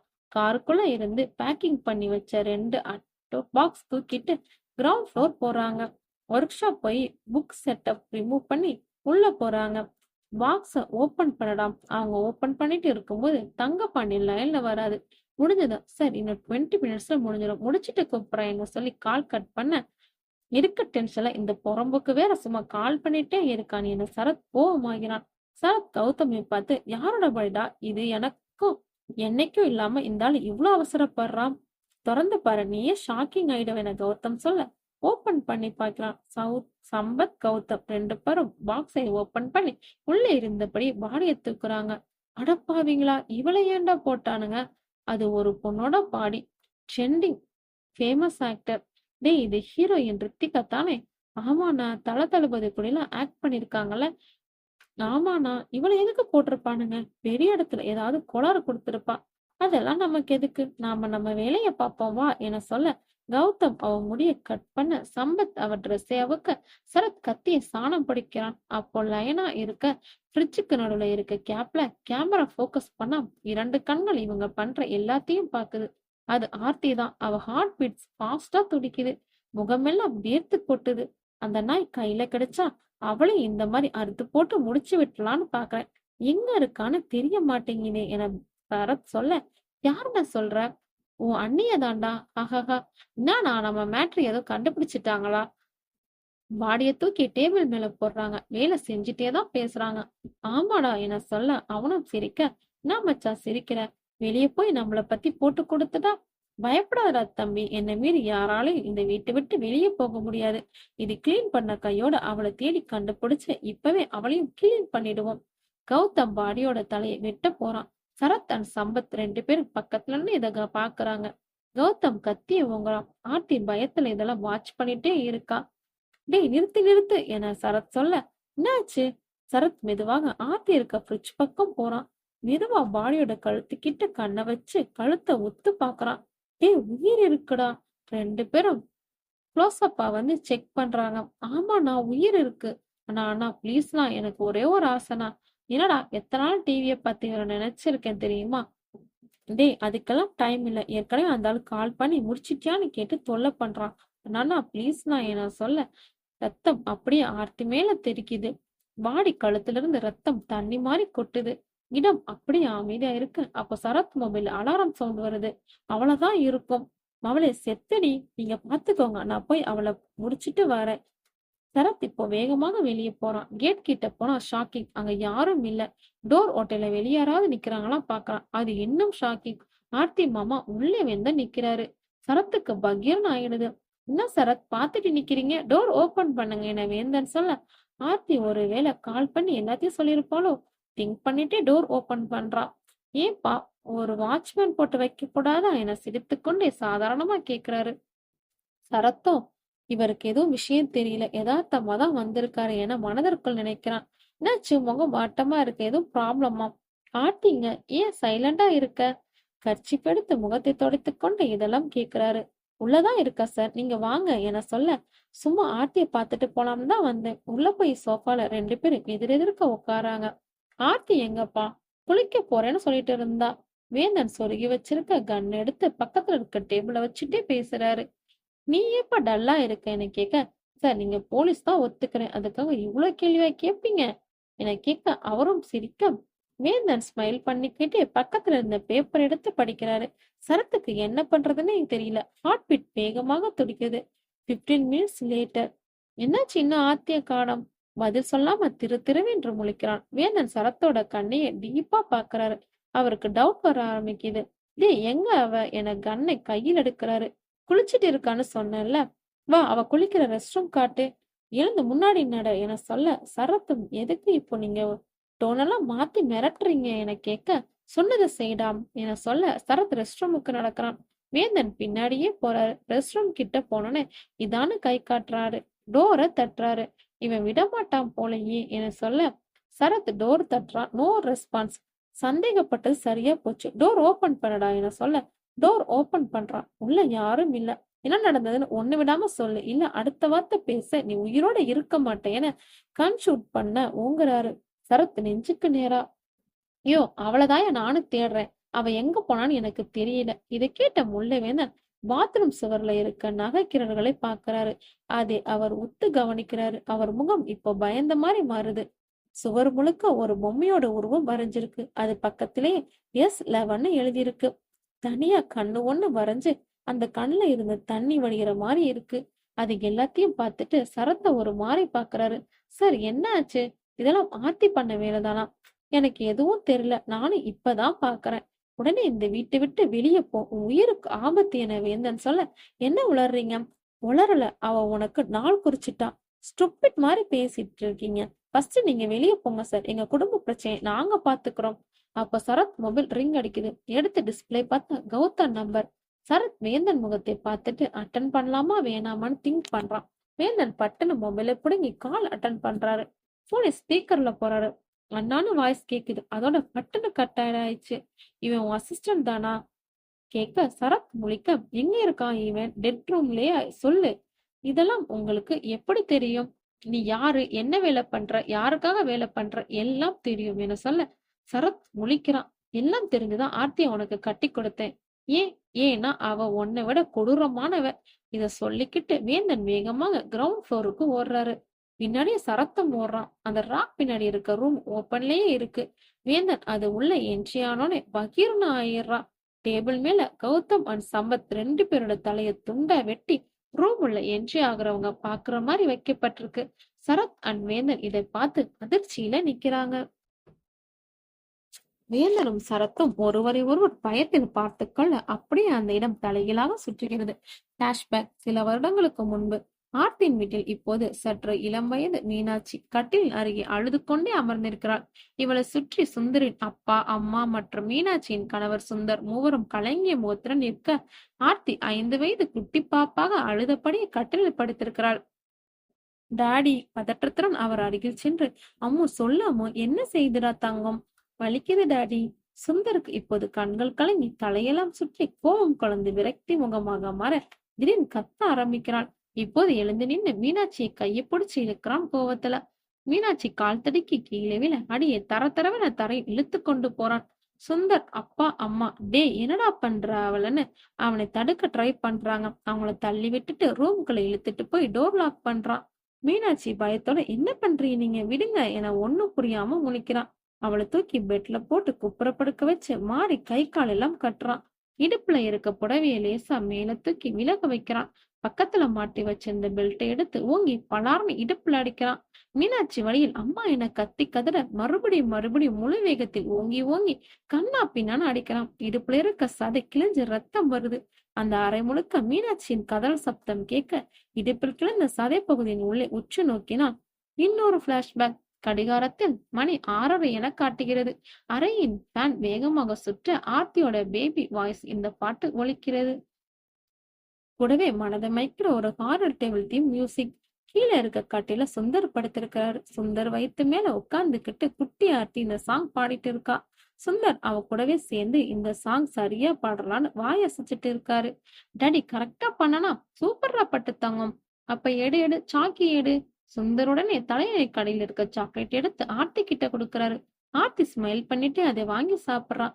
அப்ப வெளியிருந்து மீனாட்சி உள்ளே வர, ஆர்த்திக்குட்டி வாங்க டியூஷன் போகலாம் என கூப்பிட, என்னது டியூஷனா என சுந்தர் கேட்க, பின்ன நெக்ஸ்ட் இயர் ஃபர்ஸ்ட் ஸ்டாண்டர்ட் போக போறா. இப்பவே டியூஷன் எல்லாம் போய் ஒழுங்கா படிச்சாதானே எதிர்காலத்துல அவ லைஃப் செட்டில் ஆக முடியும். சரிடி, அதான் ஸ்கூல் போறாள, அப்புறம் வேற எதுக்கு தனியா டியூஷன் என சுந்தர் கேட்க, இவ கூட ஸ்கூல் போற எல்லா பசங்களும் டியூஷன் போறாங்க, நம்ம பிள்ளைய மட்டும் அனுப்பினா நல்லாவா இருக்கும்? எல்லாரும் போறாங்க அப்படிங்கறதுக்காக இவளும் போகணுமா என சுந்தர் கேட்க, நான் எல்லாம் என் பொண்ணை எங்கேயும் அனுப்ப முடியாது. உங்கள மாதிரி உங்க பொண்ணு முட்டாளா இருக்கணும்னு படிப்பறிவு இல்லாம லூசு மாதிரி பேசாது. எனக்கு படிப்பறிவு இல்லைனாலும் சொந்தமா கம்பெனி வச்சு 10 பேருக்கு வேலை கொடுக்குறேன். இப்ப இருக்க மாதிரி எல்லாம் எதிர்காலம் இருக்காது. அப்போ நல்லா படிச்சா மட்டும்தான் நீங்க சர்வே பண்ண முடியும். இப்படி வெட்டி வியாக்கானம் பேசி பொண்ணு வாழ்க்கையை கெடுத்து தொலைச்சிடாதீங்க. சரி, எங்க டியூஷன்? நம்ம லல்லி அக்கா வீட்டுலதான். 2 வீடு தள்ளி தான் இருக்கு அவங்க வீடு. டெய்லி 1 ஹவர்ஸ் படிக்கிறதுல என்ன ஆகிட போகுது? அவ குழந்தைடி, இது சந்தோஷமா ஆடி பாடி விளையாடுற வயசு. படிப்புன்ற பேர்ல கண்டதை திணிக்க கூடாது. அடுத்த ஜெனரேஷன் வேற சுந்தர், பிளீஸ் புரிஞ்சுக்கோங்க என மீனாட்சி சொல்ல, சரி என் பொண்ணு ஒத்துக்கிட்டா மட்டும்தான் நான் அனுப்புவேன். ஆர்த்திக்குட்டி டியூஷன் போறியாடா என சிரித்த முகத்துடன் சுந்தர் கேட்க, ஆர்த்தியும் சிரித்த முகத்துடன் நீ சொல்ல டாடி, நான் போகணுமா வேணாமா என சொல்ல, சுந்தர் முகத்தில் இப்போது ஆனந்தம் தாண்டவமாடியது. மீனாட்சி ஒத்துக்கோங்க, அவ எதிர்காலம் முக்கியம் என கனிவாக சொல்ல, சரிடா செல்லம், அம்மா சொல்ற மாதிரி டியூஷன் போயிட்டு வாங்க, போயிட்டு வந்து நம்ம விளையாடலாம், முக்கியமா என சொல்ல, நான் வரும்போது சாக்கி வாங்கி வச்சிருப்பியா? கண்டிப்பாடா, நிறைய வாங்கி வச்சிருக்கேன். ஆர்த்தி அம்மா கூட டியூஷன் கிளம்பி போறா. தவமா தவமிருந்து பெத்த ஒரே பொண்ணு ஆர்த்தி. அதனால சுந்தருக்கு அவன் மேல உயிர். மத்தவங்கள மாதிரி சுந்தருக்கு வெளியே போய் ஃப்ரெண்ட்ஸ் கூட சுத்துறது அப்படி இப்படின்னு எந்த பழக்கமும் இல்ல. வேலை விட்டா வீடு, வீட்டுல ஃபுல்லா ஆர்த்தி கூட தான் டைம் ஸ்பெண்ட். இவ்வளவுதான் சுந்தர் உலகம். இப்போ லல்லி அக்கா வீட்டுக்கு ஆர்த்தி பேக் மாட்டிக்கிட்டு அம்மா கூட அழகா நடந்து போறா. உள்ள எல்லாரும் டியூஷன் படிச்சுட்டு இருக்காங்க. லல்லி அக்கா கிட்ட பாத்துக்கோங்க அப்படின்னு சொல்லி விட்டுட்டு போறா. ஆர்த்தி லல்லா அக்கா பையன் சரண் பக்கத்துல போய் உட்கார்றா. சரண் ஸ்மைல் பண்ணிட்டு ஆர்த்தி கண்ணா பாக்குறான். ஆர்த்தியும் அவனை பார்த்து ஸ்மைல் பண்றான். சில நாட்களுக்கு பிறகு இப்போ சுந்தர் வெளியிலிருந்து வீட்டுக்கு வரான். டைம் 8 வந்தோன்னு ஆர்த்தியை தேடுறான், காணோம். அருகிலிருந்த சுந்தரின் அப்பாவை பார்த்து, ஐயா பாப்பா ஏங்க இன்னும் டியூஷன்ல இருந்து வரலப்பா என சொல்ல, இன்னும் வரலையா? வந்திருக்கணுமே இந்நேரம். மீனாட்சி எங்க? கூப்பிடதாப்பா போயிருக்காம். 30 மினிட்ஸ்ல 2 பேரும் இன்னும் வரல. சரி நாமளே போய் பாத்துறான்னு கிளம்ப, அப்போ மீனாட்சி வரா. ஆர்த்திய தூக்கி இடுப்புல வச்சிருக்கான். என்னடி தூங்கிட்டாளா? புள்ளைய கொடு. அவ கொடுக்காம எதுவும் பேசாம தலையை குனிஞ்சிட்டு பெட்ருக்கு போறான். பெட்ல ஆர்த்திய படுக்க வைக்கிறான். சுந்தர் பின்னாடியே போய் பாக்குறான். ஏண்டி பேசிட்டே இருக்கேன், உன் பாட்டுக்கு போயிட்டே இருக்க, நிமிந்து கூட பாக்காம? மீனாட்சி நிமிர்ந்து பாக்குற, கண்ணுல தண்ணி வலியுது. திடீர்னு சத்தம் போட்டு கத்தி அழ ஆரம்பிக்கிறா. ஏன் என்னாச்சுன்னு சொல்லு. அப்ப கண்ணை மூடி படுத்திருக்க ஆர்த்தி கிட்ட வந்து வாய்ஸ், டாடி வலிக்குது என. ஏன் என்னாச்சு சொல்லித்தல. இவன் கத்துற கத்துல சுந்தர் அப்பா அம்மா எல்லாரும் அங்க வந்துடுறாங்க. மீனாட்சி இப்ப ஆர்த்தியோட ட்ரெஸ்ஸ காட்டுறா. ட்ரெஸ் எல்லாம் ரத்தக்கரை. சுந்தருக்கு பகீரன் ஆயிடுச்சு. மெதுவாக ஆர்த்தி கிட்ட போய் அவ ட்ரெஸ்ஸ தூக்கி பாக்குறான். அவ பிறப்புறப்பு கிழிஞ்சு ரத்த கரையா இருக்கு. பார்த்து அம்மானு கத்திட்டு கண்ணீர் விட்டு ஆர்த்தியோட கன்னத்துல சுந்தர் கை வைக்கிறான். ஆர்த்தி கண்ணை திறக்க மாட்டேங்கிறா. அப்ப வெளியே ஒரு சவுண்ட், லேடி டாக்டர் கம்மி, எல்லாரும் கொஞ்சம் வெளியே இருங்க, அப்பதான் ட்ரீட்மெண்ட் கொடுக்க முடியும். எல்லாரும் வெளியே போறாங்க. என்னாச்சு மீனாட்சி? மீனாட்சி சொல்ல ஆரம்பிக்கிறா. வாய்ஸ் சைலண்டா இருக்குது. அப்படியே அந்த சீன் கட் பண்ணா டாக்டர் உள்ள இருந்து வெளியே வராங்க. பயப்படுற மாதிரி ஒண்ணும் இல்ல, கொஞ்சம் வலி இருக்கும், இன்ஜெக்ஷன் போட்டிருக்கேன், 3 டேஸ்ல நார்மல் ஆயிடும். அவகிட்ட இத பத்தி எதுவும் பேசாதீங்க. மீனாட்சி, நீங்க உடனே போலீஸ் கம்ப்ளைண்ட் கொடுங்க. அவங்கள குடும்பத்தோட தூக்கி உள்ள போட்டாதான் இந்த சொசைட்டி ஊறப்படும். டாக்டர் ப்ளீஸ், இத பத்தி நீங்க வெளியே யார்கிட்டயும் ஷேர் பண்ணாதீங்க ப்ளீஸ் என சுந்தர் சொல்ல, ஓகே பட் அவங்கள விட்டுறாதீங்க. இப்ப ஆர்த்திய சுத்தி எல்லாரும் முக்காத்து அழுதுட்டு இருக்காங்க. இப்பதான் சுந்தர் மீனாட்சி மேல கோவப்பட்டு அடிக்கிறான். நடிச்சிட்டு இருக்கும்போது முல்லைவேந்தன் கதவை உடைத்துக் கொண்டு வந்து தடுக்கிறான். மாமா, என்ன லூசு மாதிரி பண்ணிட்டு இருக்கீங்க?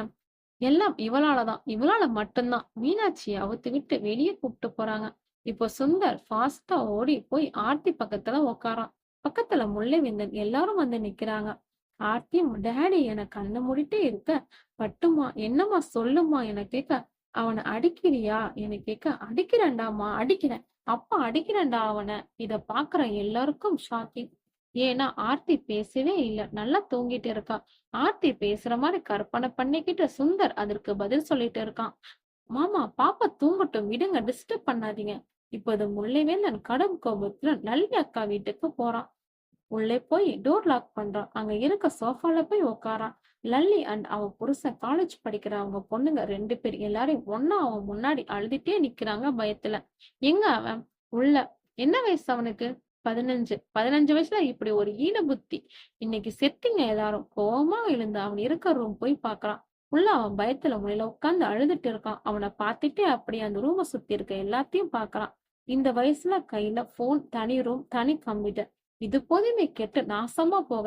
எல்லாரும் ஏறுங்க வண்டியில, உள்ள வச்சு சாவடிக்கிறேன் உங்களை. நியூஸ் பேப்பர்ல குடும்பத்தோட போட்டோ வந்தாதான் உங்களை மாதிரி ஆளுங்களுக்கு புத்தி வரும். லல்லியும், சார் அப்படி மட்டும் பண்ணிடாதீங்க, நாங்க குடும்பத்தோட தற்கொலை பண்ணிக்குவோம். புள்ளைய பெத்து இப்படி வளர்த்ததுக்கு இதுதான் பண்ணணும். எல்லாரும் ஏறுங்க வண்டியில வாங்க என சொல்ல எல்லாரும் கதறி அழ ஆரம்பிக்கிறாங்க. அப்ப சுந்தர் அப்பா அங்க வராரு. அப்பா, முல்லை இப்போது எதுவும் பண்ண வேணாப்பா. என்னப்பா சொல்றீங்க? இல்லப்பா, பொம்பளை புள்ள, அதுவும் சின்ன புள்ள விஷயம் வெளியே தெரிய வேணாம். நாளைக்கு இவங்களை வீட்டுக்கு வர வச்சு பேசிடுவோம். முல்லைவேந்தன் ஐயா கூட கோவமா கிளம்புறான். நீங்க சுந்தர் ஆர்த்தி பக்கத்துலயே உங்காத்திருக்கான்.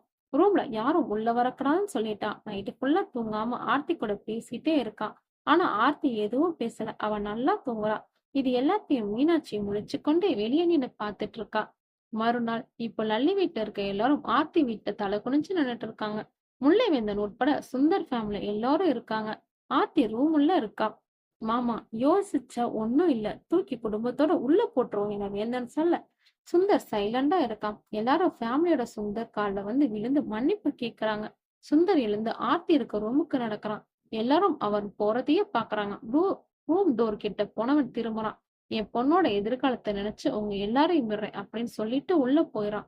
தூங்கிட்டு இருக்க ஆர்த்தி பக்கத்துல போய் உட்கார்றான். ஆர்த்தி இப்போது மெதுவாக முழிக்கிறா. டாடி, இப்ப எப்படி இருக்குமா? வலிக்குது. அப்படியே தூக்கி தோல்ல சாச்சுக்கிறான். 3 டேஸ்ல ஆர்த்தி நார்மல் ஆகிடுறா. சுந்தர் எங்கேயும் நகராம முழுக்க முழுக்க ஆர்த்தி கூடவே இருக்கான்.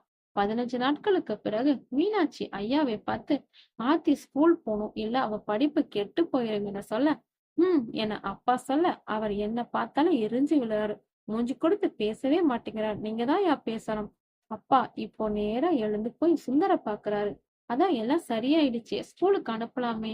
கூட படிக்கிற பிள்ளை இப்படி நடந்துக்கும் போது யார நம்பி அனுப்புறது? சுந்தர், இது ஆர்த்திக்கு ஒரு விபத்து. அதுல இருந்து அவ மீண்டு வெளியே வந்துட்டா. அவ மறுபடியும் நார்மல் லைஃபுக்குள்ள திரும்பணும்னா ஸ்கூலுக்கு போனாதான் சரியா வரும். என சுந்தர் சொல்ல இப்போது மீனாட்சி என்ற உரத்த குரலில் அழைக்க மீனாட்சி பரபரப்பாக வருகிறாள். ஆர்த்திய ஸ்கூலுக்கு அனுப்பலாம்னு முடிவு பண்ணிருக்க. சரிங்க. அவ ஸ்கூல் போகும்போது அவளுக்கு எந்தவித டிஸ்டர்பும் இருக்கக்கூடாது. லல்லி வீட்டுல இருக்க அந்த சரண் பையனை கூப்பிட்டு வா. ஆர்த்தி கூட பேசி ஃப்ரெண்ட்ஸ் ஆக்கி விட்டுருவோம். மீனாட்சி முழிக்கிறா. என்ன முழிக்கிற? சின்ன வயசு ஏதோ தப்பு நடந்துருச்சு. நாம தானே அதை சரி பண்ணணும். போ போய் கூப்பிட்டு வா என சொல்ல, சரி என மீனாட்சியும் சொல்ல, கொஞ்ச நேரத்தில் மீனாட்சி போய் சரண் ஆனா அவங்களோட 2 அக்காவையும் கூப்பிட்டு வரான். ஆர்த்தியும் சுந்தரும் இப்ப பெட்ல உட்கார்ந்து விளையாட்டு இருக்காங்க. ரூம் வாசல்ல 4 பேரும் நிக்கிறாங்க. சுந்தர் எல்லாரையும் பாக்குறான். சரண் முகத்தை பார்த்த ஆர்த்திக்கு பேஸ் மாறுது. சிரித்த முகத்துடன் பெட்ல படுத்துட்டு, சரண் நீ மட்டும் உள்ள வாப்பா என சுந்தர் கூப்பிட, மீனாட்சி நீங்க அவங்கள ஹால்ல உட்கார வச்சு காஃபி கொடு, அப்படியே எங்களுக்கும் கொண்டு வா. சரிங்க. சரண் ஒருவித பயத்துடன் உள்ள வரான். தம்பி அந்த டோர் லாக் பண்ணிட்டு வாப்பா. திரு திருன்னு முழிக்கிறான். பயப்படாதப்பா, பேசும்போது டிஸ்டர்ப் இருக்க கூடாதுல்ல, அதான். சரண் டோரை லாக் பண்ணிட்டு நடந்து இவங்களுக்குள்ள வரான். ஆர்த்தி அப்போ சரண் கண்ணா பாக்குறான். அவன் கண் கருவிழியை சுற்றி மின்மணி பூச்சி மின்னுவது போல லப்டப் லப்டப் என் சப்தத்துடன் துடிப்பதாக உணர்கிறான். ஹஹஹ, ஃப்ரீயா உட்காருப்பா. அப்படியே அந்த சீன் கட் பண்ணா சரண் அக்கா 2 பேரும் ஒரு மாறி கூச்சப்பட்டு கொண்டே ஹால் சோஃபாவில் உட்கார்ந்துருக்காங்க. மீனாட்சி 2 பேருக்கும் காஃபி கொடுக்குறா. அது அவங்க குடிக்க வாயில வைக்கிறாங்க. அப்ப சரண் கத்துற சவுண்ட் கேக்குது. எல்லாரும் வேகமாக ஓடி போய் கதவை தட்டுறாங்க. டோர் ஓபன் ஆகல. உள்ள அம்மா ஐயோன்னு சரண் கத்துற சவுண்ட் மட்டும் கேக்குது. மீனாட்சி முல்லைக்கு கால் பண்றா. கொஞ்ச நேரத்துல சரண் கத்துற சவுண்ட் நிக்குது. முல்லை வேந்தன் ஃபாஸ்டா வீட்டுக்குள்ள வரான். மீனாட்சி உள்ள கை உள்ள காட்டுறா. தட்டி பாக்குறான், திறக்கல. ஓங்கி ஒரே மிதி, டோர் ஓபன். ஆர்த்தி வாய்ஸ் இரவு வந்ததால் அந்த பாட்டு பாடுகிறாள். எல்லாரும் வெளியே இருக்க சொல்லி கை காட்டிட்டு முல்லைவேந்தன் மட்டும் உள்ளே நுழைறான். தரையில் அப்படியே ரத்தம் வழியுது. கட்டிலுக்கு அந்த பக்கம் பார்த்தா குப்புறப்படுத்த மாதிரி சரண் பாடி உடம்பெல்லாம் ரத்தம். ஆர்த்தி அந்த சாங் பாடிட்டே படம் வரைய உதவும் பொறுப்பான காம்பஸ் எடுத்து அவன் முதுகலை குத்தி குத்தி சிரிச்சு என்ஜாய் பண்ணிட்டே இருக்கா. சுந்தர் அவர் சிரிக்கிறத ரசிச்சு அப்பா பொண்ணு 2 பேர் முகமுழுக்க ரத்தம். இது அதிர்ச்சியோட முல்லைவேந்தன் பார்க்க பொறுப்பான அந்த காம்ப்ளெக்ஸ வச்சு ஓங்கி மறுபடியும் குத்துறா. லல்லி வீடு.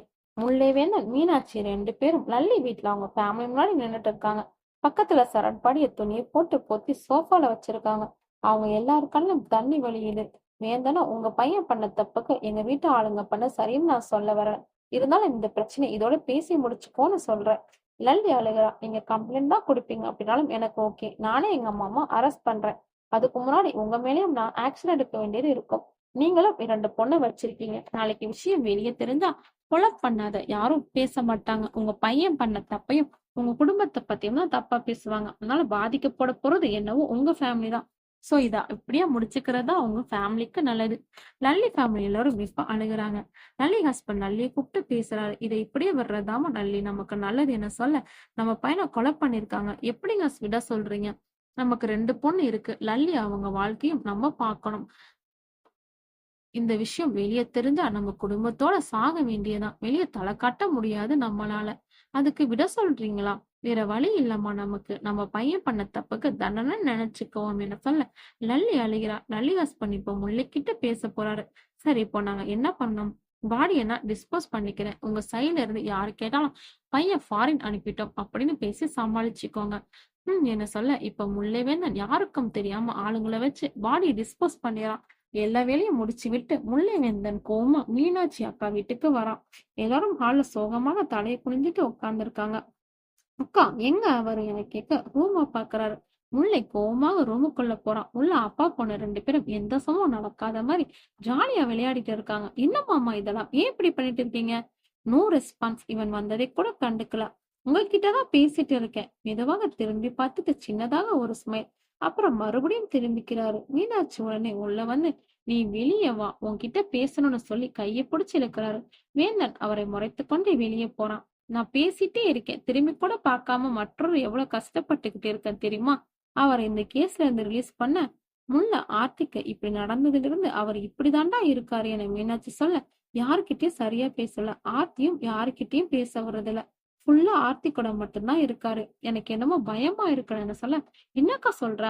ஹாஸ்பிட்டல் ஏதாவது கூப்பிட்டு போலாமா? சரி நீ போய் பேசு. இல்லடா அவர் யாருக்கிட்டயும் பேச மண்ணில் இல்ல. கொஞ்ச நாள் போட்டோம், ஏதாவது மாற்றம் தெரியுதான்னு பாப்போம் என முல்லை சொல்ல மீனாட்சியும் என கொடுக்கிறார். Time night 2:45. ஆர்த்தி பெட்டு படுத்து தூங்கிக் கொண்டிருக்கிறார். சுந்தர் பக்கத்துல உட்காந்து பேய் மாதிரி முழிச்சிட்டு ஆர்த்தி தூங்குறத பாத்துட்டு இருக்கான். அடுத்து 1 வாரத்துக்கு அவளை குளிப்பாட்டுறது சாப்பாடு கொடுக்கறது எல்லாமே சுந்தர் மட்டுமே கூட இருந்து பண்ணிட்டு இருக்கான். ஆர்த்தி கிட்ட வேற யாரையும் சேர்க்கிறதே இல்ல. இத நினைச்சு வீட்டுல இருக்க எல்லாருக்கும் ரொம்ப கவலை. சுந்தர் ஃபேஸ் எல்லாம் பார்க்க பயங்கர டல்லாகி உடம்புல கண்டிஷன் ரொம்ப மோசமா இருக்குது. ஏன்னா அவன் தூங்கி 20 நாள் கிட்ட ஆச்சு. ஆர்த்திக்கு நடந்த சம்பவத்தால கிட்டத்தட்ட சுந்தர் மனநலம் பாதிக்கப்பட்டவனா ஆயிட்டான். ஆர்த்தியை தவிர அவனுக்கு எதுவும் மைண்ட்ல இல்ல. டாடி நான் ஸ்கூல் போகவா என ஆர்த்தி கேட்க, ஏன்டா என் ஃப்ரெண்ட்ஸ் எல்லாம் பார்க்கணும் போல இருக்கு டாடி. சரிடா போலாம். தன்னோட பொண்ணு எது கேட்டாலும் சுந்தர் எப்போ நோ அப்படிங்கறத சொல்லவே மாட்டான். அது நார்மலா இருக்க போது கூட. மீனாட்சி இங்க வா. மேல செஞ்சுட்டு இருந்த மீனாட்சி ரொம்ப நாள் அப்புறமா ஒரு வாய்ஸ் கேட்டோன்னே சந்தோஷத்துல வேகமாக ரூம்குள்ள வரா. என்னங்க என கேட்க, ஆர்த்தி ஸ்கூல் பொண்ணு போல அவளை ரெடி பண்ணு, நான் கொண்டு போய் விட்டுட்டு வந்துடுறேன். சரிங்க. கொஞ்ச நேரத்துல ஆர்த்தி ஸ்கூல் யூனிஃபார்ம் போட்டு கிளம்பி ரெடியா இருக்கா. ஆர்த்தி குட்டி, டாடி ஸ்கூல்ல யாராவது ப்ராப்ளம் பண்ணா என்ன பண்ணணும்டா? கொலை பண்ணிடணும் டாடி. இதை கேட்ட மீனாட்சி அங்க எல்லாருக்கும் பகீர்னு ஆயிடுச்சு. Good girl. போலாமாடா தங்கம்? போலாம் டாடி. அன்னிலிருந்து ஆர்த்தி டெய்லி ஸ்கூல் கொண்டு போய் விடுறது, ரிட்டர்ன் கூட்டிட்டு வர்றது மட்டும் இல்லாத தன்னோட ஃபேக்டரி ஒர்க்கும் சுந்தர் பார்க்க ஆரம்பிச்சான். வீட்ல எல்லார்கிட்டயும் நார்மலா பேச ஆரம்பிச்சான். மறுபடியும் வீட்ல சந்தோஷம் வர ஆரம்பிச்சது. ஒரு மாதத்திற்கு பிறகு சுந்தர், ஹே மீனாட்சி சீக்கிரம் காஃபி குடிடி, ஸ்கூல் போகணும் டைம் ஆச்சுன்னு சொல்ல, இதை எடுத்துட்டு வந்துட்டேன். வா வா. பாதி காஃபி குடிச்சு கீழே வச்சுட்டு, சரி நான் போய் குட்டி கூப்பிட்டு வந்துடுறேன், ரொம்ப டைம் ஆயிடுச்சு இன்னைக்கு. ஏங்க ஃபுல்லா குடிச்சிட்டு போங்க. சுந்தர் பைக் ஸ்டார்ட் பண்ணிட்டு ஃபாஸ்டா போறான். மீனாட்சி வீட்டு மெயின் கிட்ட நின்னு பாத்துட்டே நிக்கிறான். ஆர்த்தியும் சுந்தரும் பைக்ல ஒன்னா மெதுவா ஸ்கூல்ல இருந்து ரிட்டர்ன் வீட்டுக்கு வராங்க. ஆர்த்தி ஃப்ரெண்ட் டேங்க் கிட்ட உட்கார்ந்து இருக்கா. டாடி ஃபாஸ்டா தான் போயேன், நீ இருக்கும்போது எப்படிடா அப்பா ஃபாஸ்டா போவேன்? பரவாயில்ல டாடி போ. வாய்ப்பில்ல தங்கம். அப்போ பைக் ரேஸ் ஓட்டுற ரெண்டு பசங்க எதிர் ரோட்ல செம்ம ஃபாஸ்ட்ல வரானுங்க. சுந்தருக்கு அதை பார்த்து செம்ம ஷாக். பைக்கை இன்னும் ஸ்லோ பண்ணி ரோடு ஓரமா போறான். அவனுங்க செம்ம ஃபாஸ்டா இவங்களை கிராஸ் பண்றாங்க. கிராஸ் ஆனோடனே சுந்தர் இவனுங்களை திரும்பி பார்க்கறான். திருமண வேகத்துல பின்னாடி இருக்க லாரில அந்த பைக் தட்டி அது தூக்கி அடிச்சதுல ரிட்டன் சுந்தர் மேல பறந்து வந்து விழுது. சுந்தர் எகிரி சுருண்டு உருண்டு போய் கீழே விழுகிறான். பைக் ஒரு பக்கம் போய் குழிக்குள் விழுந்துருச்சு. கொஞ்ச நேரத்தில் விழுந்த சுந்தர் மெதுவாக எழுந்திருக்கிறான். விழுகும்போது ஆர்த்தியை புடிச்சு ஃபுல்லா கவர் பண்ணிட்டான். சோ ஆர்த்திக்கு எந்த அடியும் படல. ஆர்த்தி குட்டிய என்னமா ஆச்சு? டாடி பயத்துல அழுவுறா. சுந்தர் அவளுக்கு எதுவும் காயப்பட்டிருக்கான்னு அவ உடம்பு ஃபுல்லா செக் பண்ணான். எதுவும் அவன் நிம்மதி பெருமூச்சு வரா. பைக் விழுந்த இடத்துல கூட்டம் கூட ஆரம்பிக்குது. குட்டிமா நாம நடந்து போலாமா வீட்டுக்கு என கேட்க, சரி டாடி. கொஞ்ச தூரம் நடந்து போறாங்க. டாடி கால் வலிக்குது தூக்கு. இல்ல குட்டி, அடிபட்டு இருக்குல்ல, நடந்துதான் போகணும் நல்லது. கால் வலிக்குது டாடி. செல்லம்ல கொஞ்ச தூரம் தான், நடந்து வந்துறீங்களா தங்கம்ல? மாட்டேன் போ. சுந்தர் ஆர்த்தியை பாவமாக பார்த்தான். பார்த்துட்டு கைப்பிடிச்சு நடக்க ஆரம்பிக்கிறான். ஆர்த்தி வீட்டுக்கிட்ட என்ட்ரி ஆகுறாங்க. மீனாட்சி என்ன லேட் ஆயிடுச்சு, கால் பண்ணாலும் எடுக்கலன்னு வீட்டு வெளியவே நிக்கிறான். இப்ப லாங்ல ஆர்த்தி மட்டும் தனியா நடந்து வரத பாக்குறான். ஷாக் ஆகி, அப்பா எங்கம்மா பக்கத்துல பாக்குறான். எங்க அப்பா, நீ மட்டும் தனியா வந்திருக்க, போமா, அவர் என்ன தூக்கவே மாட்டேங்கிறாரு. என்னடி உளற, டாடி எங்க குட்டிமா? ஆர்த்தி பக்கத்துல நிமிர்ந்து பார்த்து, போ டாடி உன் பேச்சு காணு சொல்லிவிட்டு வீட்டுக்குள் நடக்கிறான். மீனாட்சி ஷாக்கிங் திரு திருவென முழிக்கிறாள். ஆம்புலன்ஸ் சத்தம் காதை கிழக்க இருட்டான ஒரு இடம். உற்று பார்த்தால் அது ஒரு காது. அந்த காதுக்குள்ளிருந்து ரத்தம் வடியுது. அது சுந்தரின் காது. இப்போ சுந்தர் விபத்து நடந்த அந்த சாலை ஓரத்தில் மூச்சு பேச்சு இல்லாமல் விழுந்து கிடக்கான். அவரை சுத்தி மக்கள் கூட்டம். அதுல 2 பேரு. பப்ளிக். பொழைக்க வாய்ப்பில்ல. காதுல ரத்தம் வருது. ஆல்ரெடி ஆல் அவுட்டா தான் இருக்கணும். சுந்தர் தூக்கி ஆம்புலன்ஸ் எடுத்துட்டு போறாங்க. இப்ப அது மீனாட்சி வீட்டின் மொபைல் ரிங் அடிக்குது. மீனாட்சி மொபைல் எடுக்கிறாள். ஹலோ. திடீர்னு அவன் முகத்துக்கு ஒரு மாற்றம். ஐயோன்னு கத்துறான். மொபைல் கையில இருந்து கீழே விழுது. அப்படியே அந்த இடம் சுத்துது. கட் பண்ணா கௌதம் அண்ட் சம்பத்தோட வெட்டப்பட்ட தலையை பார்த்த அதிர்ச்சியில் முல்லை வேந்தன் சரத்து நிக்கிறாங்க. நாம இங்க இருந்து உடனே வெளியே போகணும். வேக போகலாம். நீ போயா முட்டாள், அவ உன்னை கொன்னுடுவாடா. கேவலம் ஒரு பொம்பளை பார்த்து பயந்து என்னை என் வீட்டை விட்டு வெளியே போக சொல்றியா? வேந்தன் அப்படியே டென்ஷன்ல தலையில கை வச்சு திங்க் பண்றான். நீ சொல்றது சரிதான், என்னாலயும் முடியல. ஒவ்வொரு வாட்டியும் என் அக்காவும் அவ பண்ண ஒவ்வொரு கொலையில இருந்தும் அவ மேல கேஸ் ஆகாம பாத்துட்டு இருக்கேன். இப்ப 2 கொலை வேற. இந்த முறை கண்டிப்பா என்னால முடியாது ஆர்த்தி. நானே உன்னை கொல்றதா முடிவு பண்ணிட்டேன். சரத் உடனே, என்ன? அவளை நான் எங்கேயே போடுறேன், என்னடி? கேஸ் எதுவும் இல்லாம கிளீன் பண்ணி கொடுத்தா 25 லட்சம். டீல் ஓகே, வா அவளை போய் தேடுவோம். இருட்ட ஆரம்பிக்குது. மொட்டை மாடி. சுந்தரம் ஆர்த்தியும் எதிர்க்க இருக்க பார்த்த மாதிரி நிக்கிறாங்க. இருவரும் சிரித்துக் கொண்டிருக்கிறனர். பிளாஷ்பேக். இப்போது ஆர்த்தியின் வீட்டில் சுந்தர் படத்திற்கு பொட்டு வைத்து மாலை போடப்பட்டுள்ளது. அதை பார்த்தபடியே மீனாட்சி சோகமாக உட்கார்ந்திருக்க, சுந்தரின் அறையில் இப்போது ஆர்த்தி தனியாக ஒரு பக்கம் திரும்பி பார்த்தது போல் படுத்திருக்கான். அவ பார்க்கும் அந்த பக்கம் சுந்தர் படுத்துக்கொண்டு இவளை பார்க்கிறான். ஆர்த்தி இப்போ பாட ஆரம்பிக்கிறாள். அதே பாட்டு. பாட முடிஞ்சோன்னு ஸ்மைல் பண்ணிட்டு அப்பா சாக்கி கொடின்னு கேக்குறான். சுந்தர் ஆர்த்திய பார்த்துட்டு எதுவும் பண்ணாம படுத்திருக்கான்.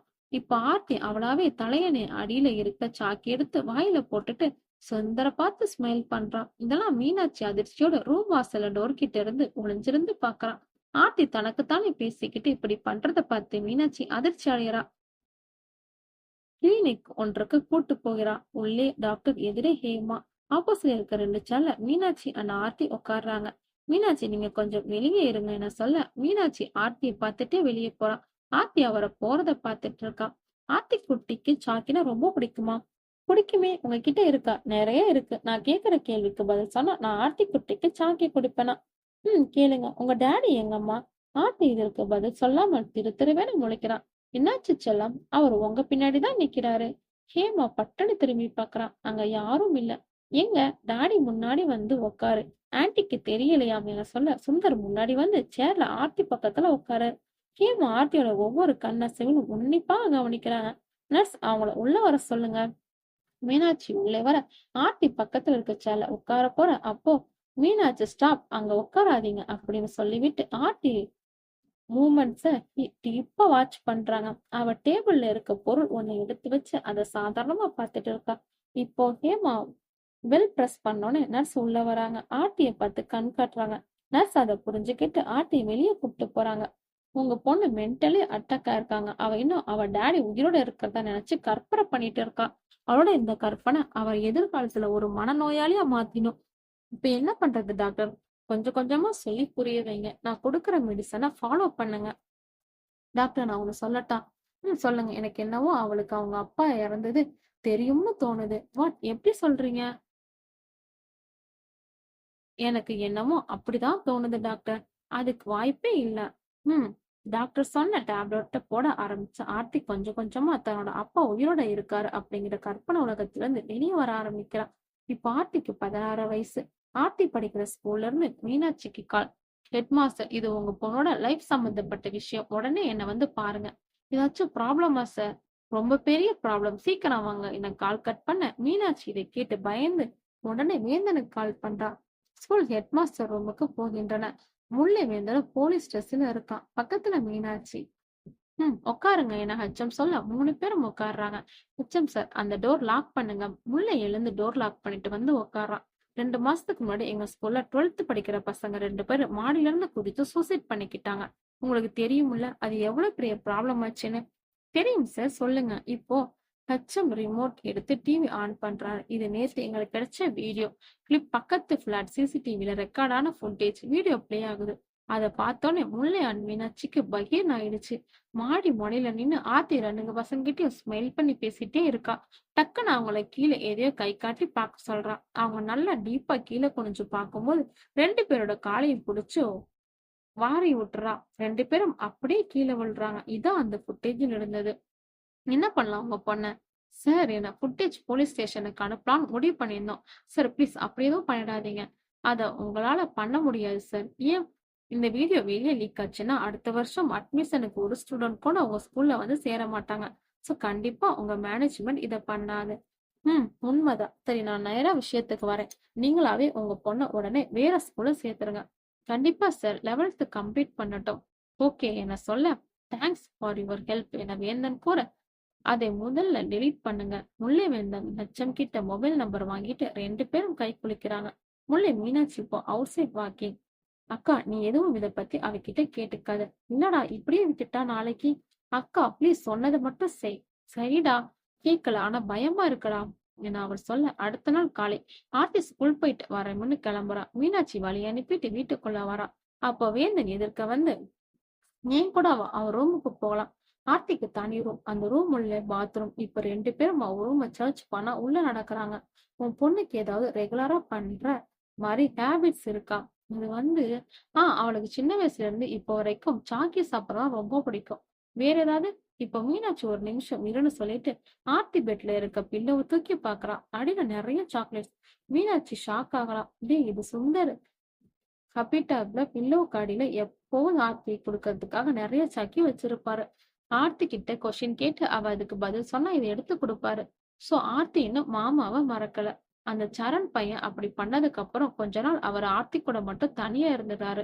அப்ப அவன் மனசுல எதையோ தப்பு தப்பா சொல்லி கொடுத்திருக்காருன்னு எனக்கு எப்பவும் சந்தேகம் இருக்கு. பேசிட்டே ரெண்டு பேரும் இப்போ ரெஸ்ட் ரூம் போய் பாக்குறாங்க. மேலோட்டம் பார்த்தா தெரியாது. சுந்தர் நல்லா உத்து பாக்குறான். சின்னதா 5 பொம்மை மாதிரியான உருவம். S1R2P3K4H5ன்னு நம்பர். அந்த 5 பொம்மையும் நகைக்கிறவர்கள் எழுதியிருக்கு. பக்கத்துல தனியா ஒரு கண்ணு மட்டும் பறிஞ்சு அந்த கண்ணுல தண்ணி வருது. இதெல்லாம் ரொம்ப சின்ன சைஸ்ல இருக்கு. ஆனா ஒண்ணு மட்டும் விளங்குது. உன் பொண்ணு பெருசா ஏதோ பண்ணிட்டு இருக்கா. என்ன பண்றா? நேத்து மதியம் ஆர்த்தி ஸ்கூல் ஹெட்மாஸ்டர் கிட்ட பெர்மிஷன் வாங்கிட்டு அவளை பத்தி விசாரிக்க அவ கிளாஸ் போனேன். அங்க ஆர்த்திய பத்தி பசங்க கிட்ட விசாரிச்சதுல அவ ஸ்கூல்ல யார்கிட்டயும் சரியா பேச மாட்டாளாம். அது மட்டும் இல்லாம கிளாஸ்ல அவ உட்கார டேபிள பார்த்ததுல இதே S1R2P3K4H5ன்னு குறியீடுகள் அதுலயும் இருந்தது. என்னடா சொல்ல வர நீ? இப்போ திடீர்னு வேந்த முகம் பரபரப்பா மாறுது. ஹெட்மாஸ்டர் கால் பண்றான். சார் அந்த ஸ்கூல் மாடியில இருந்து விழுந்த 2 பேரோட பேர் சொல்ல முடியுமா ப்ளீஸ்? ஒருத்தன் நேம் ரவி, இன்னொருத்தன் name Palani. Call cut. S1 சரண், R2 ரவி, P3 பழனி என சுவரில் எண்களை பார்த்து வேந்தன் சொல்ல, அக்கா அவ இது மட்டும் இல்லாம இன்னும் 2 கொலை பண்ணியிருக்கா என சொல்ல, மீனாட்சி அதிர்ச்சி ஆகினாள். உன் பொண்ணு ஒரு சைக்கோ கொலைக்காரன்னு சொன்னா உன்னால நம்ப முடியுமா என கேட்க மீனாட்சி மேலும் அதிர்கிறாள். இப்போ என்னடா பண்றது? அவ ஸ்கூல் விட்டு வரட்டும் பேசலாம். ஆர்த்தி இப்போ ஸ்கூல் விட்டு வீட்டுக்குள் என்ட்ரி ஆகுறா. மீனாட்சி வழக்கத்துக்கு மாறாக அவளை பார்க்கவே ஒரு வித பயம் வருது. ஆர்த்தி அம்மாவை பார்த்து சின்ன ஸ்மைல் பண்ணிட்டு அவ ரூம் போய் டோர் லாக் பண்ணிக்கிறான். வேந்தனும் மீனாட்சியும் ஒருவரோடு பார்த்து கண்ணால் பேசிக் கொள்கிறான். இப்போது ஆர்த்தி பெட்டில் அமர்ந்திருக்க அவள் எதிரே வேந்தனும் மீனாட்சியும் இருக்கையில் அமர்ந்து ஆர்த்தியை பார்த்தபடி உள்ளன. ஏதாவது பிரச்சனையா? அக்கா தம்பி ஒரே நேரத்துல பேச வந்திருக்கீங்க என ஆர்த்தி கேட்க, மாடியில இருந்து அந்த 2 பசங்களை ஏன் தள்ளி விட்டு கொலை பண்ண? சிரித்தபடி இருக்கும் ஆர்த்தியின் முகம் மாறியது. பதில் சொல்ல என மீனாட்சி கேட்க தலையை குனிஞ்சிட்டே அமைதியா இருக்கா. ஹே பதில் சொல்ல இல்ல நானே போலீஸ்ல புடிச்சு கொடுத்துருவேன்.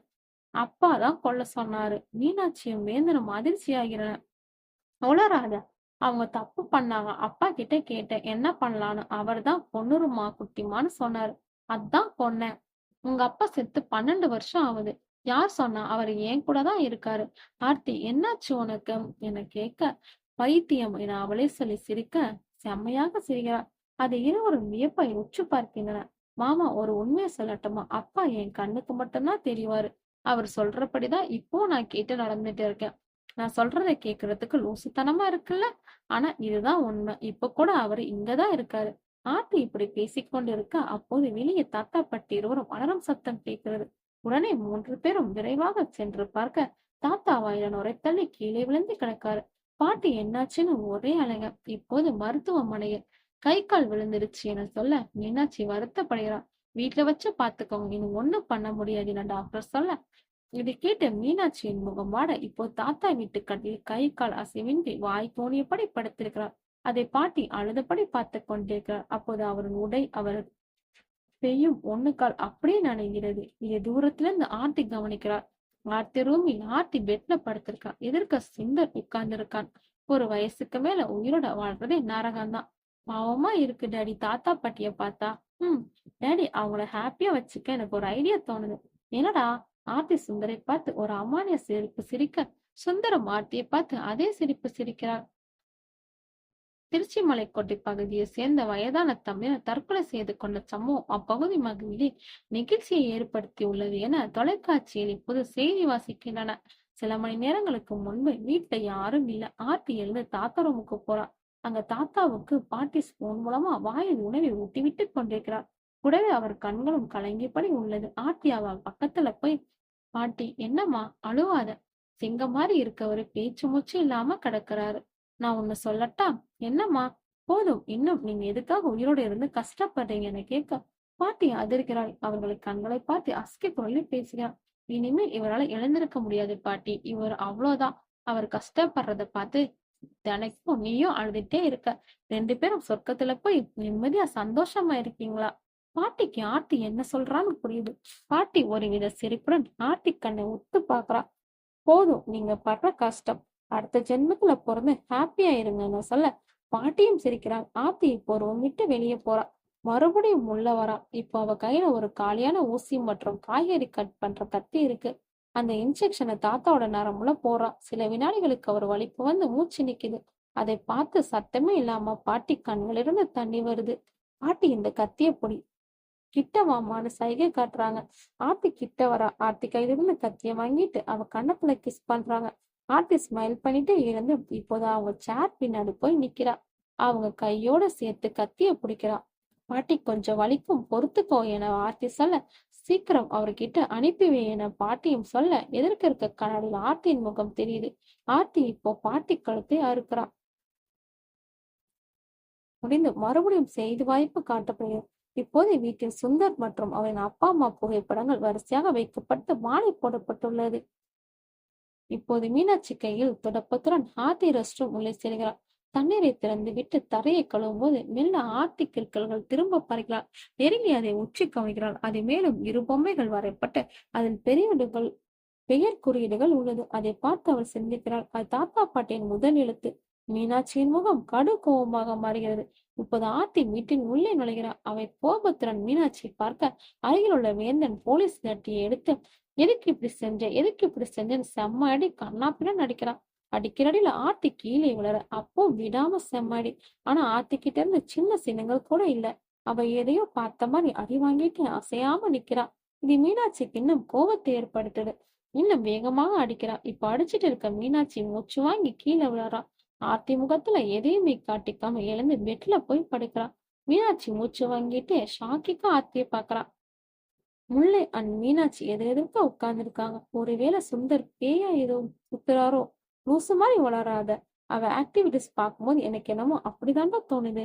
இருக்கா டென்ஷன்ல நீங்க வேற. அக்கா அவளை அப்படியே அவ போக்குல விட்டுருவோம். என்னடா நீயே இப்படி பேசுற? புரிஞ்சுக்கோக்கா, உன் பொண்ணு பைத்தியம் ஆயிட்டா. அதான் உண்மை. சீக்கிரமே உன்னையும் என்னையும் கூட கொல்ல வருவா. சில மாதங்களுக்கு பிறகு முல்லைவேந்தனுக்கு ஏசி கிட்ட இருந்து கால். சார் சொல்லுங்க சார். முல்லைவேந்தன் என்னை உடனே ஸ்டேஷன்ல வந்து பாருங்க. Sir okay sir. வரும்போது ஆர்த்தியை கூப்பிட்டு வரணும் என சொல்லிவிட்டு காலை கட் பண்ணிக்கிறார். முல்லைக்கு ஒண்ணும் புரியல. அசிஸ்டன்ட் கமிஷனர் ஏன் ஆர்த்தியை கூப்பிட்டு வர சொல்றான்னு ஸ்டேஷனுக்கு அழைத்து செல்கிறான். ஏசி பாலச்சந்திரன் எதற்கு ஆர்த்தி அண்ட் முல்லை உட்கார்ந்து இருக்காங்க. முல்லை நீங்க கொஞ்சம் வெளியே இருங்க. முல்லை கொஞ்சம் பயத்தோட ஆர்த்தி முகத்தை பார்த்துட்டே வெளியே போத்தா. ஆர்த்தி தலை குனிஞ்சிட்டு உட்கார்ந்து இருக்கா. போய் என பாலா கூப்பிட என்ன என திமுறான தொழில் தலையை குனிந்து கொண்டே கேட்க, ஏன் பேசி பார்த்து பதில் சொல்ல மாட்டீங்களா? சொல்லுங்க. ஓ 2 கையை நீட்டு. எதுக்கு? சொல்றத மட்டும்தான் செய்யணும். சும்மா கேள்வி கேட்டுட்டு இருந்தா உள்ள தூக்கி போட்டு முட்டிய பேத்துருவேன். முடிஞ்சா செய்யுங்க. ஹாஹாஹா சரி சொல்லு. உன் கைக்கு எப்படி அவ்வளவு பலம் வந்துச்சு? ஒரே நேரத்துல 2 ஆம்பளை பசங்களோட காலை தூக்கி மாடியில இருந்து கீழே தள்ளி விட்டு கொள்ற அளவுக்கு. ஆர்த்தி ஷாக்காக பாக்குறான். ஃபுட்டேஜ் இருக்கு. தூக்கி உள்ள போட்டுடலாமா உன்ன? நான் பண்ணது உங்களுக்கு தெரிஞ்சிருந்து கண்டிப்பா அது 2 பசங்க என்ன பண்ணாங்கன்னு உங்களுக்கு தெரிஞ்சிருக்குமே. தெரிஞ்சதாலதான் உன்கிட்ட கேஷுவலா பேசிட்டு இருக்கேன். போலீஸ் நாங்க பண்ற வேலையை நீ பண்ண ஜெயிலுக்கு தான் போகணும் தெரியுமில்ல. நான் இனிமேலும் அப்படிதான் பண்ணுவேன். உங்களால முடிஞ்சது பாத்துக்கோங்க என திமிரா பேச பாலவும் ஹாஹாஹா கொலை பண்ணி சாட்சியோட மாட்டிக்கிட்டு ஏசிக்கிட்டே வந்து அப்படிதான் பண்ணுவேன்னு முடிஞ்சா பாத்துக்கோன்னு சொல்றேன். செம்ம கட்ஸ் தான் உனக்கு. முல்லை வேந்தன் உள்ளே வாங்க என கூப்பிட அவரும் முல்லை வராரு. என்ன சார் பண்ணலாம்? சார் ப்ளீஸ் உங்ககிட்ட கொஞ்சம் பர்சனலா பேசணும். பேசுங்க. சிறுவயது முதல் ஆர்த்திக்கு ஏற்பட்ட அனுபவங்களை விலக்கி சொல்லி அவள் மனநிலை சரியில்லை என்கிறார். நீங்க கூப்பிட்டு போங்க, பாத்துக்கலாம். பாலா இப்ப ஆர்த்தி போறது ஸ்மைல் பண்ணிட்டே பார்த்துட்டு இருக்கான். இன்று மாடியில் எதிரெதிரே சுந்தரம் ஆத்தியம் நிற்கும் இடத்திலிருந்து ஆர்த்தி மொபைல் ரிங் அடிக்க யாராவது மேலே வருகிறா என நோட்டமிட்டபடி அட்டன் பண்ணி பேசுகிறார். என்னாச்சு? சேஃப்தானே நீ? சேஃப் தான். ஆனா சின்ன ப்ராப்ளம். 2 பேரை போட்டுட்டேன். அடங்க மாட்டல நீ? விட்டா அவங்க என்ன போட்டிருப்பாங்க? சரி நான் கேட்ட எல்லா ஃபுட்டேஜும் எடுத்துட்டியா? எல்லாமே மொபைல ரெக்கார்ட் ஆயிருக்கு. அவனை அரெஸ்ட் பண்றதுக்கு இதுதான் டைம் என ஆர்த்தி சொல்ல, சரி நான் உடனே அங்க வரேன். சீக்கிரம் வந்து தொலைங்க. கையில கன் வேற இல்ல என சொல்ல, வரேன் வரேன் என்று ஒருவரது குரல். பிளாஷ்பேக். ஆர்த்தி இப்போது சாலையில் பள்ளிக்கு நடந்து சென்று கொள்கிறாள். அவள் நெருங்கியபடி மிகுந்த சப்தத்துடன் புல்லட் வண்டியில் ஏசி பாலா அவள் முன்பு வண்டியை நிறுத்துகிறாள். நானும் ஸ்கூலுக்கு தான் போறேன், வா டிராப் பண்ணிடு என கூப்பிட நிமிந்து கூட பார்க்காம தேவையில்லை நான் போய்க்கிறேன் என்கிறாள். காரணமா தான் கூப்பிடுறேன், ஏறு வண்டியில, உனக்கு கடத்திட்டு எல்லாம் போயிட மாட்டேன். முறைத்தபடி பைக்கில் ஏறி ஒரு பக்கம் கால் போட்டவர் அமர்கிறாள். பைக் ரன்னிங், எனக்கு ஒரு ஹெல்ப் பண்றியா? என்ன? நிறைய கொலை பண்ணணும், அதுக்கு நீ எனக்கு ஹெல்ப் பண்ணலாம். பைக்கை நிறுத்துங்க. வெறும் ஆர்த்தியா வேணா, போலீஸ் ஆர்த்தியா பண்ணு. புரியல, உன்னை நான் படிக்க வச்சு போலீஸ் ஆக்குறேன்.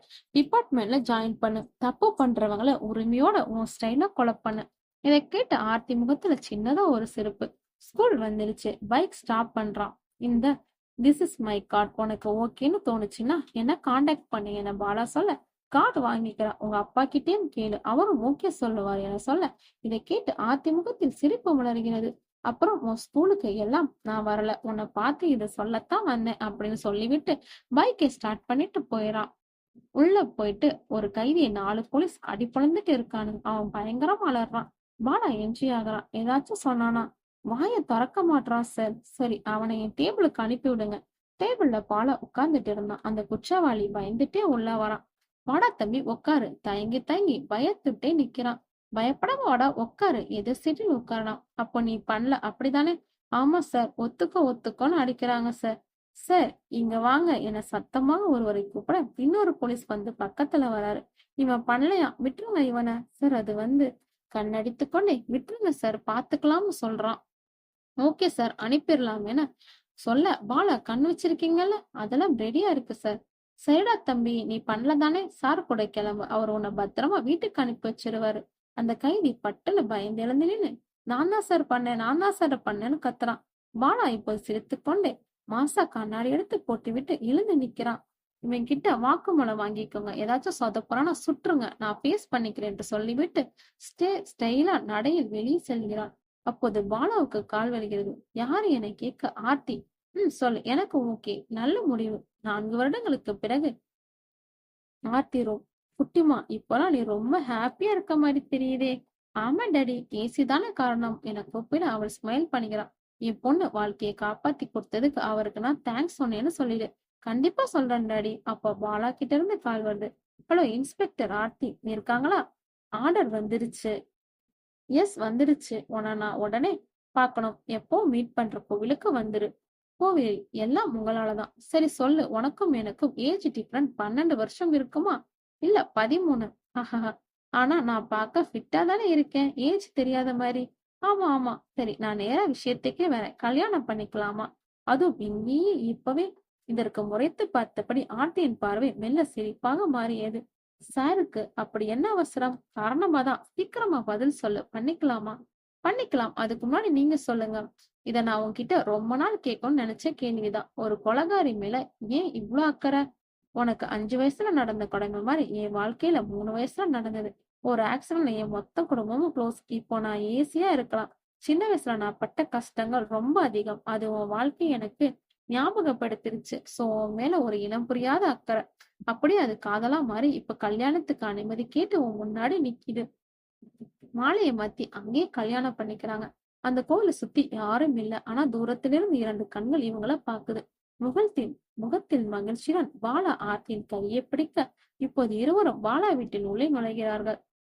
எப்படி இருக்கு நம்ம வீடு? சம்பளம் மட்டுமே வாங்கி கட்டண மாதிரி தெரியலையே. அஹஹா, ரொம்ப விவரமான ஆள் தான் ஏசி சார் நீங்க. ஏன் அப்படி?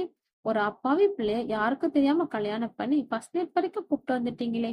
ஆமா ஆமா, என் பொண்டாட்டி ஒரு பச்சைமாங்கதான், பாவம், அவளுக்கு ஒண்ணுமே தெரியாது.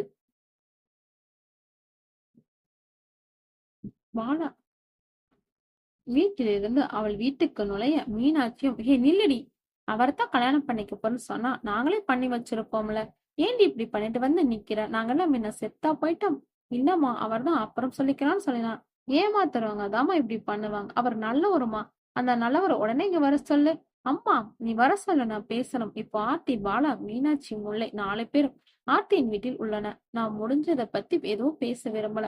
முறைப்படி எல்லாரும் சொல்லி மறுபடியும் மண்டத்துல கல்யாணம் வச்சுக்கலாம். எப்போன்னு மட்டும் சொல்லுங்க சார்.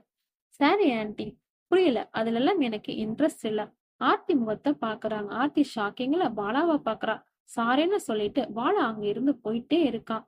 பிளாஷ்பேக் முடிந்தது. இப்போது சரத் வீட்டின் வெளியே வீட்டு ஜீப் ஃபுல்லா போலீஸ் வந்து நிக்குது. இத சரத் அந்த முல்லை விண்டோல இருந்து பாக்குறாங்க.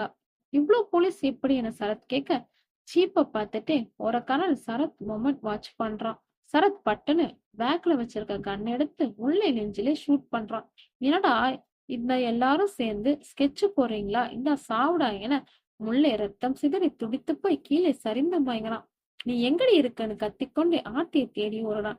ஜீப்ல இருந்து மாசா பாலா இறங்குறான். அப்போ அவனுக்கு கால். என்னாச்சு? அந்த பக்கம் ஆர்த்தி மாடியில இருந்த மாதிரி பேசுறான். அவன் மாமாவை ஷூட் பண்ணிட்டான்னு நினைக்கிறேன். Oh shit. உடனே உள்ள வாங்க என சொல்ல பாலா வந்துட்டேன் என எல்லாரும் வீட்டை சுத்தி வளைங்க. ஒரு ஆள் மட்டும் என் கூட உள்ள வாங்க. யாரும் எக்காரணத்தை கொண்டும் அவனை ஷூட் பண்ணவே கூடாது. அவன் நமக்கு உயிரோட வேணும். ஆர்த்தி இதை பார்த்து கொண்டிருக்க சடார் என்று எதிரே கையில் துப்பாக்கியுடன் சரத் வந்து நிற்கிறான். 2 பேரும் கொஞ்சம் லாங் டிஸ்டன்ஸ்ல இருந்து நேருக்கு நேர் பார்த்து கொள்கின்றனர். ஹஹஹா வாடி என் பொண்டாட்டி, எல்லாம் போவேல தானா என பேசியபடி ஆர்த்தி நெருங்குகிறான். போலீஸ் ரவுண்ட் பண்ணிட்டாங்க, ஒழுங்கா சரணடைஞ்சிரு என ஆர்த்தி சொல்ல, நான் சாவறதுக்கு முன்னாடி நீ செத்துருவேடி என கோபமாக சரத் ஆர்த்தி கிட்ட துப்பாக்கியை நீட்டியபடி நெருங்குகிறான். இப்போது பின்னாடி இருந்து சரத் என குரல். சரத் திரும்பி பார்க்கிறான். பாலா மற்றும் இன்னொரு காவலர் கையில துப்பாக்கியோட வந்து நிக்கிறாங்க. கண்ணை தூக்கி போட்டு என் கூட வந்துரு, உயிராவது மிஞ்சும். வந்துடுறேன், அதுக்கு முன்னாடி என் பொண்டாட்டியை மட்டும் போட்டு தள்ளிடுறேன். முட்டாள்தனமா எதுவும் பண்ணாம என் கூட வந்துரு, அதுதான் உனக்கு நல்லது என சொல்ல சரத் ஆர்த்திய ஷூட் பண்றான். ஆர்த்தி மேல புல்லட் பட்டு ஸ்லோ மூமெண்ட்ஸ்ல பறந்து போய் மாடியில இருந்து கீழே விழுற மாதிரி இருக்கா. பாலா வீட்டுல பெட்ல 2 பேரும் ஹக் பட்டிருக்காங்க. இப்போ சொல்லுங்க, அவசர கல்யாணம், அவசர ஃபர்ஸ்ட் நைட் எல்லாம் எதுக்கு? ரீசன்? உனக்கு இவ்வளவு சீக்கிரம் போஸ்டிங் போட்டதோட முக்கிய ரீசன், உன்னை வச்சு ஒரு important under ground operation plan பண்ணிருக்கேன். என்ன பிளான்? மினிஸ்டர் பாண்டியன் பண்ற அத்தனை கொலைகளும் சாட்சியே இல்லாம மறைக்கிறது சரத்துன்னு ஒருத்தன். சோ ஆதாரத்தோட சரத்தை அரெஸ்ட் பண்ணி மினிஸ்டரை தூக்கணும். அதான் பிளான். இதுல நான் என்ன பண்ணணும்? சரத்துக்கு ஒரு பேட் ஹேபிட் இருக்கு. கல்யாணாகி புருஷனை பிரிஞ்சவங்க, டிவோர்ஸ் அண்ட் டேக்கர் இல்லாத ஆளு பொண்ணுங்களை பார்த்து சூஸ் பண்ணி அவங்கள 2வது கல்யாணம் பண்ணி வீட்டுக்கு கூட்டிட்டு போவான். இது வரைக்கும் 4 பொண்ணுங்களை கல்யாணம் பண்ணியிருக்கான். அந்த பொண்ணுங்க யாரும் அந்த வீட்டை விட்டு வெளியே வரல. அவங்களுக்கு என்ன நடந்தது யாருக்கும் தெரியாது. எல்லாம் தெரிஞ்சும் சரியான சாட்சி இல்லாம மினிஸ்டர் சப்போர்ட் இருக்க அவரை ஒண்ணும் பண்ண முடியல. உங்க பிளான் புரியுது. நான் அவனை கல்யாணம் பண்ணி அவன் கூட போகணும். அது மட்டும் இல்ல, அவனுக்கு நீ மனைவியா வாழணும். கொஞ்சம் கூட உன் மேல சந்தேகம் வரக்கூடாது. சாரி ஆத்தி, எனக்கு வேற வழி தெரியல. 5 வயசுலயே கெட்டு போயிட்டேன் பாலா. கெட்டு போறதுக்கு இப்போ எதுவும் இல்ல. லூசு, நீ கெட்டு போனவே இல்ல. என்னோட விலை மதிக்க முடியாத பொக்கிஷம். நாங்க போட்ட பிளான் படி ஆர்த்தியை நான் பிரிஞ்சுறேன். உள்ளே வேந்தன், ஆர்த்தி எப்போ உன்ன பார்வையிலே இருக்கணும். வேந்தன் எஸ் சார் என்றான். இது ரொம்ப இம்பார்ட்டன்ட் ஆபரேஷன். தமிழ்நாட்டுல இதனால ஆட்சி மாற்றமே வரலாம். ஆர்த்தி பறந்து போய் மாடியில இருந்து கீழே விழறான். அந்த செகண்ட் என சரத் கத்தம், ஹே என பாலா ஓடி போய் அவன் மேல பாயிறான். 2 பேருக்கும் நடுவுல சின்னதா சண்டை காட்சி. இப்போ இதர போலீஸ் எல்லாரும் வந்து சரத்தை ரவுண்ட் பண்ணிடுறாங்க. பாலா எழுந்து ஆர்த்திய பார்க்க வரான். இப்போது முல்லைவேந்தன் பெட்ல கண் முழிச்ச மாதிரி படுத்திருக்காரு. பாலா உள்ள வரான். ஓகே தானே? ஆர்த்தி எப்படி இருக்கா? பாலா அப்படியே தலை குனிறான். ஆர்த்தி ஐசில்ல ஃபுல்லா கட்டு போட்டு உயிருக்கு போராடிட்டு இருக்கா. டாக்டர் இப்போதைக்கு எதுவும் சொல்ல முடியாதுன்னு சொல்லிட்டாரு. இப்போது பாலாவுக்கு கால் வருது. போன் டிஸ்பிளேல பொன்முடி எக்ஸ் மினிஸ்டர்னு போட்டிருக்க. அட்டன் பண்ணி காதுல வைக்கிறான். இப்போது பொன்முடி சோஃபால சாஞ்ச மாதிரி உட்கார்ந்துருக்கான். பாலா உள்ள என்ட்ரி ஆகுறான். வாயா சார், சரத் கிட்ட இருந்து ஃபுல்லா வாக்குமூலம் வாங்கியாச்சு. நம்ம பிளான் பண்ண மாதிரி போட்டோஸ், வீடியோஸ், கால் ஹிஸ்டரி எல்லா எவிடன்ஸும் இப்போ நம்ம கையில இருக்கு. பாண்டியன் எப்போ அரெஸ்ட் பண்ணலாம் சார்? தம்பி அது சொல்லுங்க சார். பொன்முடி மொபைல் ரிங் அடிக்குது. பிளாஷ்பேக்கிங் டிஸ்பிளே பார்த்து ஷாக்கிங். லைன்ல சிஎம் அட்டன் பண்றாரு. ஐயா சொல்லுங்க ஐயா. இன் சிஎம் ஆபீஸ். பொன்முடி உள்ள என்ட்ரி ஆகுறாரு. அந்த பக்கம் சிஎம் மினிஸ்டர் பக்கத்துல பாண்டியன் உட்கார்ந்து இருக்காரு. பொன்முடி உள்ள பம்புற மாதிரி போய் சிஎம்க்கு வணக்கம் வைக்கிறார். சிஎம்மும் முக்காரன்னு கை காட்டுற. ஏயா, நாம 2 கட்சிகளும் எவ்வளவோ தப்பு பண்ணிருக்கோம். இன்னைக்கு நாங்க ஆட்சியில இருக்கோம், நாளைக்கு உங்க ஆட்சிக்கு வரும். ஒருத்தர் போட்டு கொடுத்து முடிக்கணும்னு நினைக்கிறது நல்லா இருக்கா? ஐயா அது அட தெரியுமே உங்க பகை என்னன்னு. நான் உங்க தலைவிக்கிட்ட பேசிக்கிறேன். 2 பேரும் சேர்ந்து மக்களை ஏமாத்தனமா சம்பாதிச்சு செட்டில் ஆனமான்னு இருக்கணும். நமக்குள்ள எப்பவும் சண்டை வரவே கூடாது. வீட்டுக்கு பொட்டி வரும், வாங்கி வச்சுக்கோ. ஐயா சரிங்க ஐயா. Flashback over. தலைவர் சொதப்பிட்டாருப்பா. பாலாவும் தலைக்குனிய சரத் ஜெயிலுக்குள்ளே வச்சு முடிச்சு விடுங்க. சார் என்ன சார் இப்படி சொல்றீங்க? ரொம்ப நாள் பிளான் பண்ணி உயிரை பணைய வச்சு பண்ண ஆபரேஷன் சார் இது. உண்மைதான், எனக்கும் கோவம் தான் வருது. வேற என்ன பண்ண முடியும் நம்மளால? சரி வேலைய முடிச்சிரு என பொன்முடி சொல்ல அந்த பெட்டியை எடுத்துக்கோ. இதுல 20 லட்சம் இருக்கு வச்சுக்கோ. பாலா ஸ்மைல் பண்ணிட்டே அதை வாங்குறான். வாங்கிட்டு வெளியே வரும்போது கால் வருது. அட்டன் பண்றான். மாப்பிள்ள ஆர்த்தி கண் முழிச்சிட்டா என சொல்ல சில நாட்களுக்கு பிறகு ஆர்த்தி, கார் யாரோடது? உன்னோடது. கார் இப்போ பாலா வீட்டு வாசல்ல வந்து நிக்குது. ஆர்த்தி கைய பிடிச்சு பாலா வீட்டுக்குள்ள கூப்பிட்டு போறான். சோஃபால உட்கார வைக்கிறான். நம்ம கீஸ் டீட்டெயில்ஸ் என்னாச்சு பாலா? இப்ப ஏன் அதை பத்தி பேசிட்டு நீ ரெஸ்ட் எடு. நான் ஓகே தான், நீங்க சொல்லுங்க. ஃபைனலி அரசியல்வாதிங்க விளையாடிட்டாங்க. இதுக்கு மேல வேற எதுவும் என்ன கேட்காத. அந்த புது கார் எப்படி வந்ததுன்னு கூட கேட்க கூடாதா? எப்படி வந்தா என்ன? இது நம்ம கார். ஆர்த்தி முறைக்க இப்போது மாடி நிலவின் வெளிச்சத்தில் சுந்தரம் ஆர்த்தியும் எதிர்க்க உட்கார்ந்துருக்காங்க. நீ சொன்னது சரிதான் டாடி. என்னாச்சுமா? நான் தப்பானவங்க கண்களை இருட்டுல பார்க்கும்போது அவங்க கருவிழி துடிக்கும் நீ சொன்னல. ஆமா சொன்னேன். பாலாவும் தப்பானவன் தான் டாடி. அப்புறம் ஏன் யோசிக்கிற? கொல்ல வேண்டியதானே? ஹஹஹஹா என சுந்தரும் ஆர்த்தியும் சிரித்து நாள் குறிச்சிட்டேன் டாடி. அப்படியே அவங்க லாங் ஷாட்ல இருந்து ஃபோக்கஸ் பண்ணா ஆர்த்தி மட்டும் தனியாக ஸ்மைல் பண்ணிட்டு இருக்கா. நன்றி. இந்த ஸ்டோரி பிடிச்சிருந்தா லைக் பண்ணுங்க. இதே மாதிரி டிஃப்ரெண்ட் டிஃப்ரெண்டான ஸ்டோரி பார்க்கலாம். நம்ம வாய்ஸ் ஆஃப் கேலக்ஸியை சப்ஸ்கிரைப் பண்ணி ஃபாலோ பண்ணுங்க. பாய்.